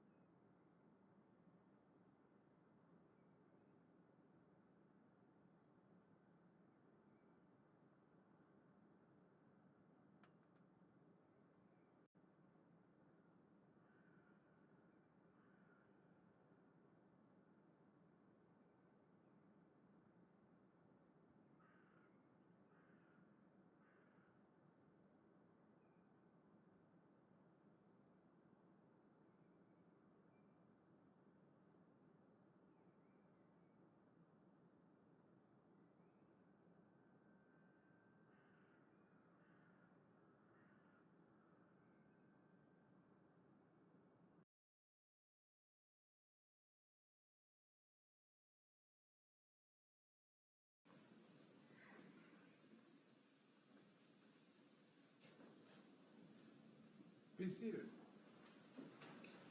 Good morning, ladies and gentlemen of the jury. How are you today? Good morning. Okay, we're going to continue on with the examination. Are you ready to proceed? Yes, sir. Good morning. May. Please support. Madam Prosecutor. William, Mariah. Good morning, ladies and gentlemen. Good morning, Detective. Morning. How are you, sir? Good. Okay, I wanted to pick up where, well, kind of hard to pick up where we left off, so I want to try and bring us up to speed with that. Okay. So, you've been on this case for 2.5 years? About that, yes. Okay, I think you're going to need to speak up. Yes. Okay. Now, in that time, of course, you became familiar with the case. Yes, sir.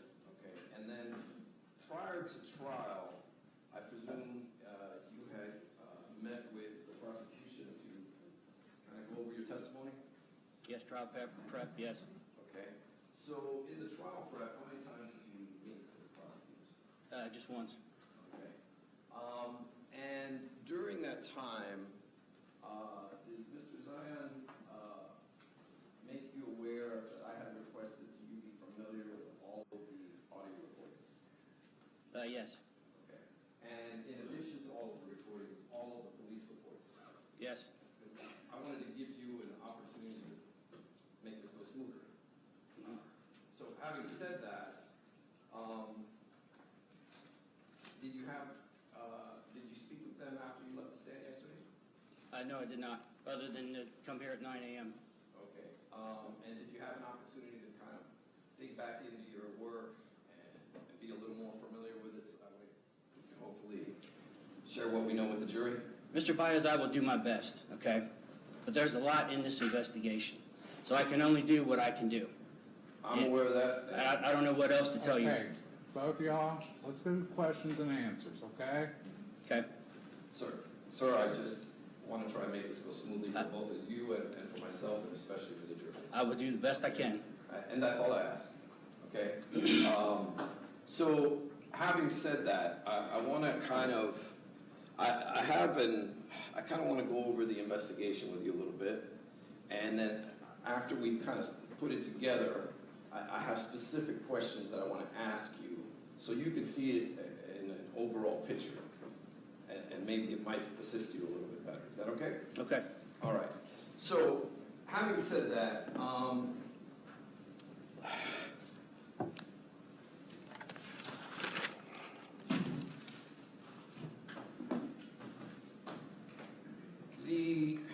prior to getting involved in this case, did you know what the doctrine of double effect is? The Okay, this was asked and answered yesterday. Okay. Don't believe I got into that yesterday, Judge. You did get into it. You had it up on this, you had it up over here in the exhibit. You started to talk about it, and you went, I cut you back, so we've been Okay. through the double. All right. Did you learn from the investigation what that was? Can you say that again? What? Yes. Did you learn throughout the course of your investigation what the doctrine of double effect was? Your Honor, I'm going to object. This is a medical term. It's outside the scope of this knowledge. He's investigating a medical case. Okay, These are stop, both of you two. We went through this yesterday. You can, if you're using it as a transitional point, let's get to the point then. Yes, I am. No, I'm not familiar with that. Okay. Do you recall Mr. Dresbach, the pharmacist, bringing it to your attention? No, I do not. Okay. And would you like to review your notes on your conversation with Mr. Dresbach to see if that helps refresh your recollection? Yes, sir. Okay, counsel, we went through this yesterday. Can we approach, because I think... Yeah, let's do that. Ladies and gentlemen, entertain yourselves there. Get to know.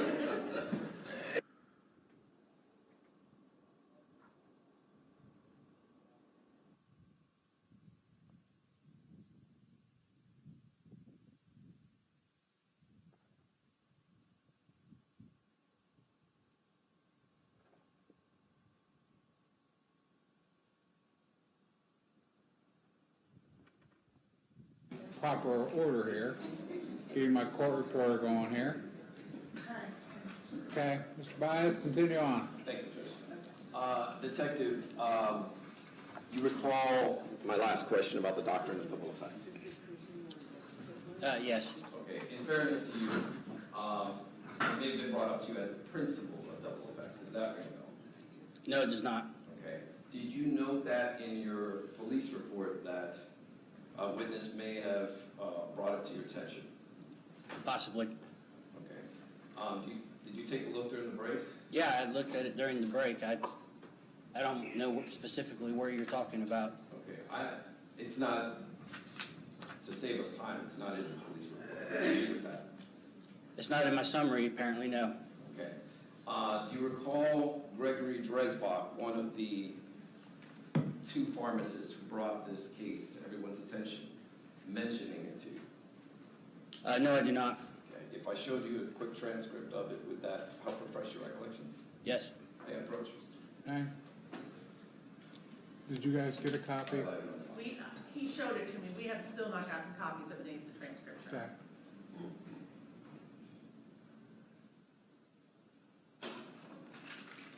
You're gonna have to mark that too, just for the sake of preservation for the Court of Appeals. We can do it on the break.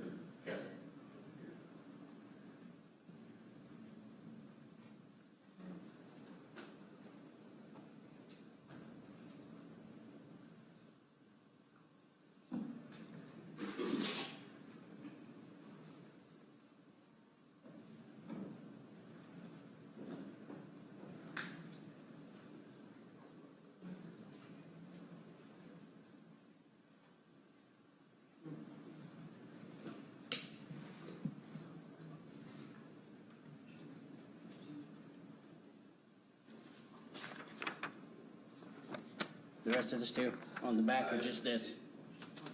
No, if you feel comfortable that that's read enough, I mean, I don't want to. Yeah, he talked about the double effect. Okay, good. All right, so, sir, in light of that, he explained what the doctrine of double effect is, correct? Yes. Okay, and you understood it to mean that, Objection. This would be based upon hearsay, Your Honor. I'm asking him what his understanding of the double effect. I was gonna overrule the objection. You understand that this doctrine basically means, I'm bringing it down to rudimentary layman's terms so you and I can kind of understand it, is that if a doctor's intention is to alleviate the pain, that if death is hastened or is caused as a result of that, that it is ethically permissible because the intention is to alleviate the pain. Your Honor, again, I'm going to object. This is a medical term. He's not a doctor. He's going based upon only what one witness, not a doctor, told him. That's hearsay, and again, outside the scope of his knowledge. Okay. It's understanding here. You've got a compound question going. Okay. So I'm gonna strike the question. Let's start it over. I'll rephrase it. You understand the doctrine of double effect to mean that the intent of the doctor in alleviating the pain is the primary issue, correct? No, I do not. Just based on what I read there, no, I do not. Okay. I realize you're not a doctor, so I'm not going to dig into what it means. Well, you keep asking me questions like Okay. I'm a doctor. Stop. Okay. Okay? Let's stop prefacing it. You're not sworn in. You're not on the stand. Yes, sir. Okay? Detective, I want to try and ask you the questions, and we have to take the reporter into consideration. So please let me finish the question. Okay? Yes, sir. Having said that, do you believe you have a full understanding of what the doctrine of double effect is? No, I do not. Okay. After the pharmacist who is involved in this case, in this murder case, brought it to your attention, did you follow up and look into, either by asking a doctor or by doing your own research or even Googling it, did you do anything to research the doctrine of double effect? No, I did not. Now, you also learned through various pharmacists in this case that there's quite a debate on this issue in the literature, correct? About fentanyl? Yeah. About doses, high doses of fentanyl, yes. Repeat that again. You also learned through various pharmacists who you spoke to in this case that the literature on this subject is quite debated. Objection asked and answered yesterday, Your Honor, several times. That was on the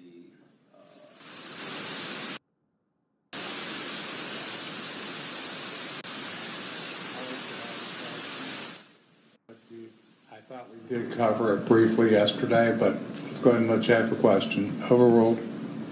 Do you recall we covered this yesterday? Yes. Okay, so just summing this up then, you learned from several pharmacists that the literature, there's quite a debate in the literature, correct? About the dosage used? Yes. Okay. So as a detective, that must have created a little bit of an issue.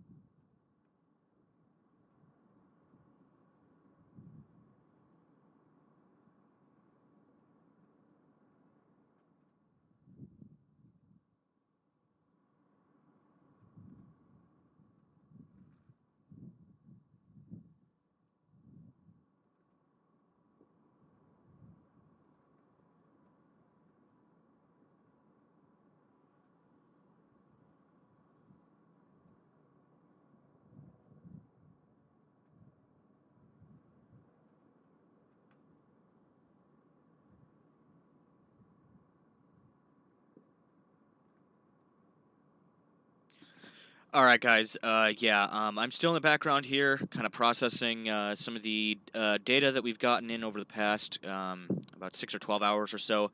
I have been away for some time now, getting some much-needed R&R. So stand by while I continue to basically get debriefed over the past 12 hours of events here and undertakings in our Discord.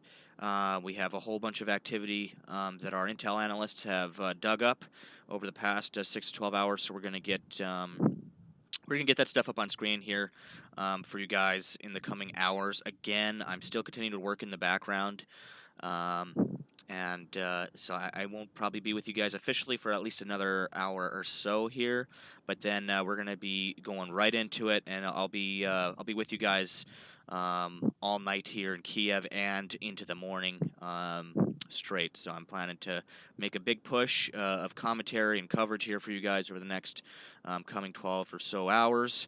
As I said, I'm continuing to mitigate some of these line issues that we're having. We still have techs on site. They've taken care of some of the issue. As you can see, we do have a stable stream coming to you guys now. We hope that all those problems will be fully resolved so we can return to our normal operating resolution and quality. To everybody that's interested, there's a link to the Discord in the description below. That's where you can find a lot of the links to the sources that we're using, and that's where our entire community of, we're now up to over 13,000 members, is exchanging everything from flight radar data to intercepting radio communications, running translations, sharing CCTV cameras, watching those CCTV cameras and reporting traffic and movements. There's all sorts of crazy work that's going on over there, guys, in the Discord. We've been really proud to see just the level of accomplishment that our team over there has been able to accomplish over the past couple hours, or over the past couple days. To my mods and everybody that are working overtime right now, thank you guys again. We're still getting more mods vetted into the system as we grow here, and so over the coming weeks and stuff, you guys will see an improvement in how the chats and stuff are handled. But so far, we've been able to keep everything pretty civil in the chats, so thank you guys very much for that. It takes practice to not say yes it does. That is very true. It does take practice. I am practicing. We'll definitely be working on that. Again, guys, the cameras that are on screen, I'll be swapping those out. A lot of cameras overnight, as I was getting some rest, have gone offline and stuff. So we will be getting new cameras on our layout over the coming hours here. And making sure that they're all live for you guys and current. You currently are hearing audio coming out of Kiev right now. There was some explosions a couple hours ago, so we have been keeping an eye closely on what's going on in and around Kiev. Somebody said, can we get a dedicated open source intelligence voice channel? The general is too full. Yeah, the general is really just a catch-all place for people to hang out and watch the other people that are live, doing live feeds. But yes, I will make some I will make some new channels for the open source intelligence members that are over there, for our intel analysts that want to be voice communicating. For now, you guys can use the raid channels. There are 2-man group channels, 5-man group channels, 10-man group channels, and I believe all the way up to 25-man group channels. Ranger 44, thank you so much. I hope you enjoy that. Again, to everybody who's been supporting the channel, thank you guys so much, and thank you for bearing with me. It's been extremely busy here, and I'm trying to get back to everybody as for ranks on the Discord and stuff.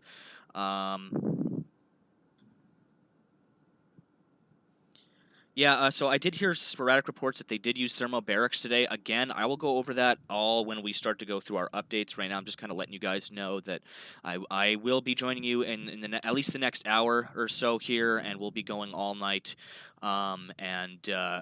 giving you guys a very in-depth rundown of the news and events that have happened over not only the past 6 hours or so, but we'll be going over probably the whole past day events just to get everybody caught up. Live UA map gone. Yeah, we've heard reports that there's been some security compromises over on Live UA map. I'll be looking into those. We probably will still be resorting to it to just to see what's on there. I believe the UA map team is working to mitigate those issues at this time, so we'll have to keep an eye on that situation. But yeah, we'll definitely look into that.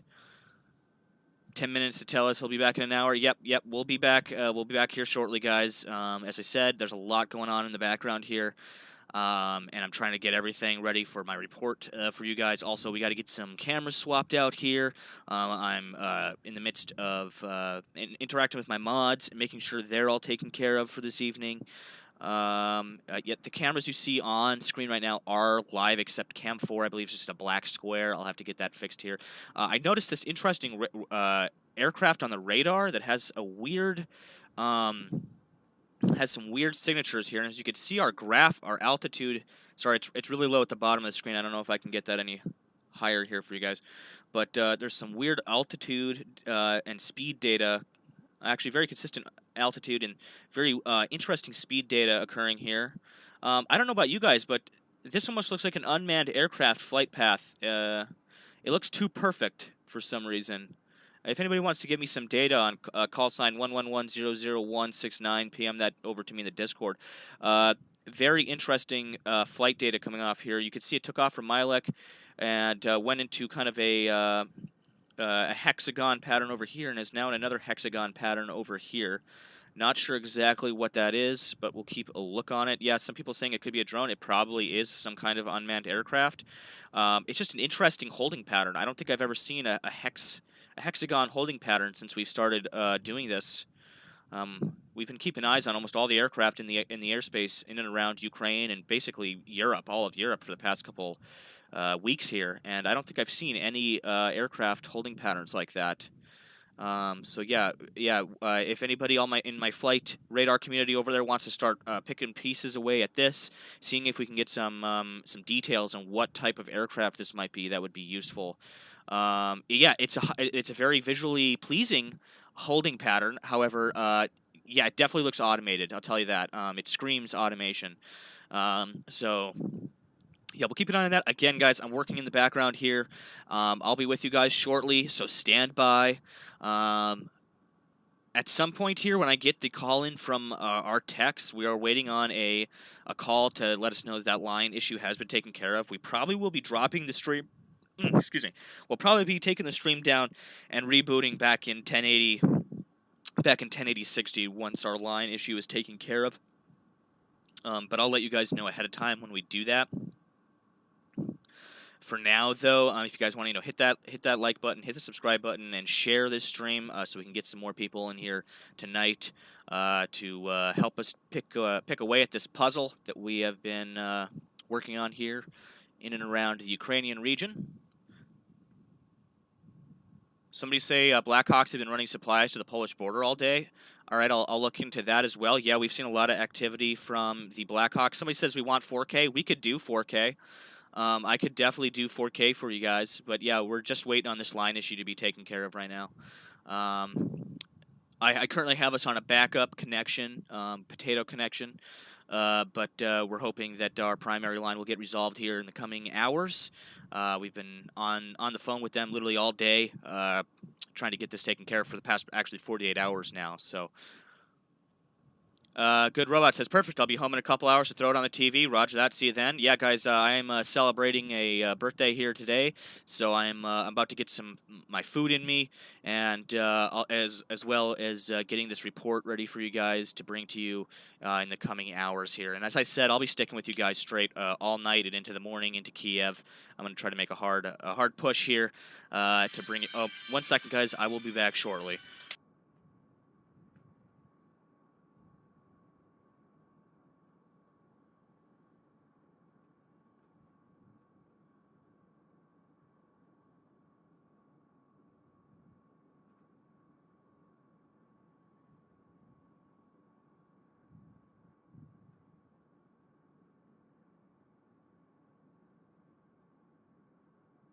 All right, sorry about that. Yeah, what a terrible ringtone, somebody says. Yeah, I know. So anyway, guys, again, I will be coming back here shortly, within the coming hour or so. And we'll be getting these cameras swapped out here shortly. I'm working on that now. If anybody has some better cameras from Kiev they would like to throw into the ringer, send them to me on Discord. I already have a few selected that are going to work pretty well. We currently have live audio coming out of Kiev. I want to get a couple more channels up again, just like I did last night for you guys. And then for everybody doing flight radar, currently while I'm gone, the best thing to be looking at here is tracking and getting some information on this unmanned aircraft. #1 tracked right now worldwide. We've got about 27,000 people watching it. Let's try to figure out what this is. For those flight radar guys, if you take a look at the speed and altitude graph of some very interesting, it almost looks like a digital signal there on the speed chart. It very much looks like a automated ramping up and down of speed there. Definitely looks unmanned to me, so... Yep, again, thank you to everybody. Thank you to all you guys that are tuning in right now. Very much appreciate it. I'm glad to see you guys are all here with us. Go ahead, share the stream, and we'll be bringing you guys a hell of a night of news. So I promise you that. And until then, stand by. We'll be back with you guys here shortly.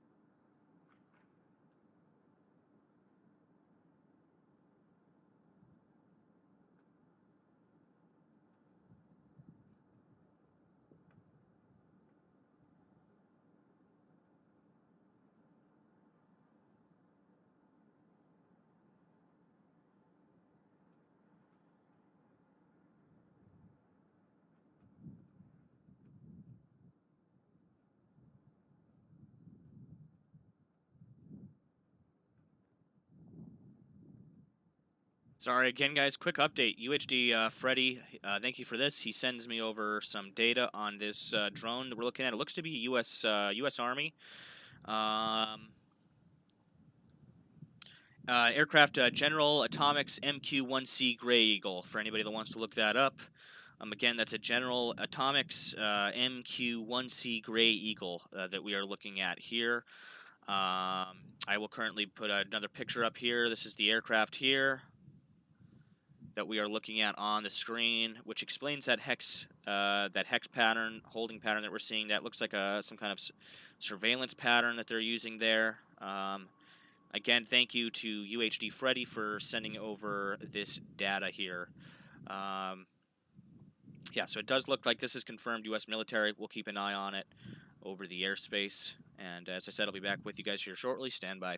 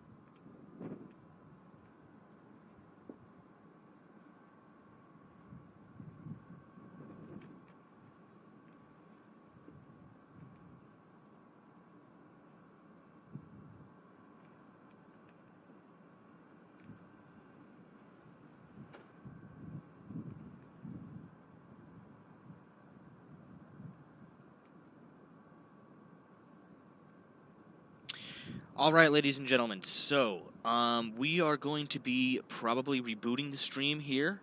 I expect a short 5 to 10 minutes of downtime. We've been informed that our connection has been reestablished, so we're going to be booting back into 1080p 60 frames for our nightly broadcast, which is usually what we run at. And so I would like us to get back to that so that people can see more clearly the text and stuff that's on screen, and so that we can clearly see what's going on these cameras and stuff.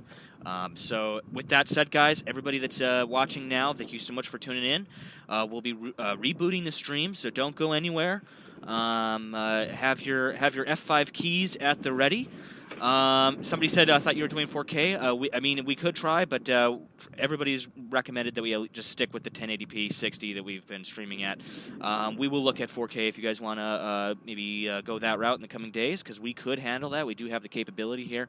But for now, we're just going to pop right back into our other settings profile of 1080p 60, and we'll be resuming our usual standard method of broadcasting. So with that said, guys, stick around.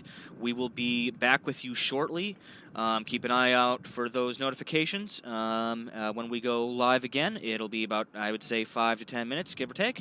And yeah, as I said, stand by, and we will be back here.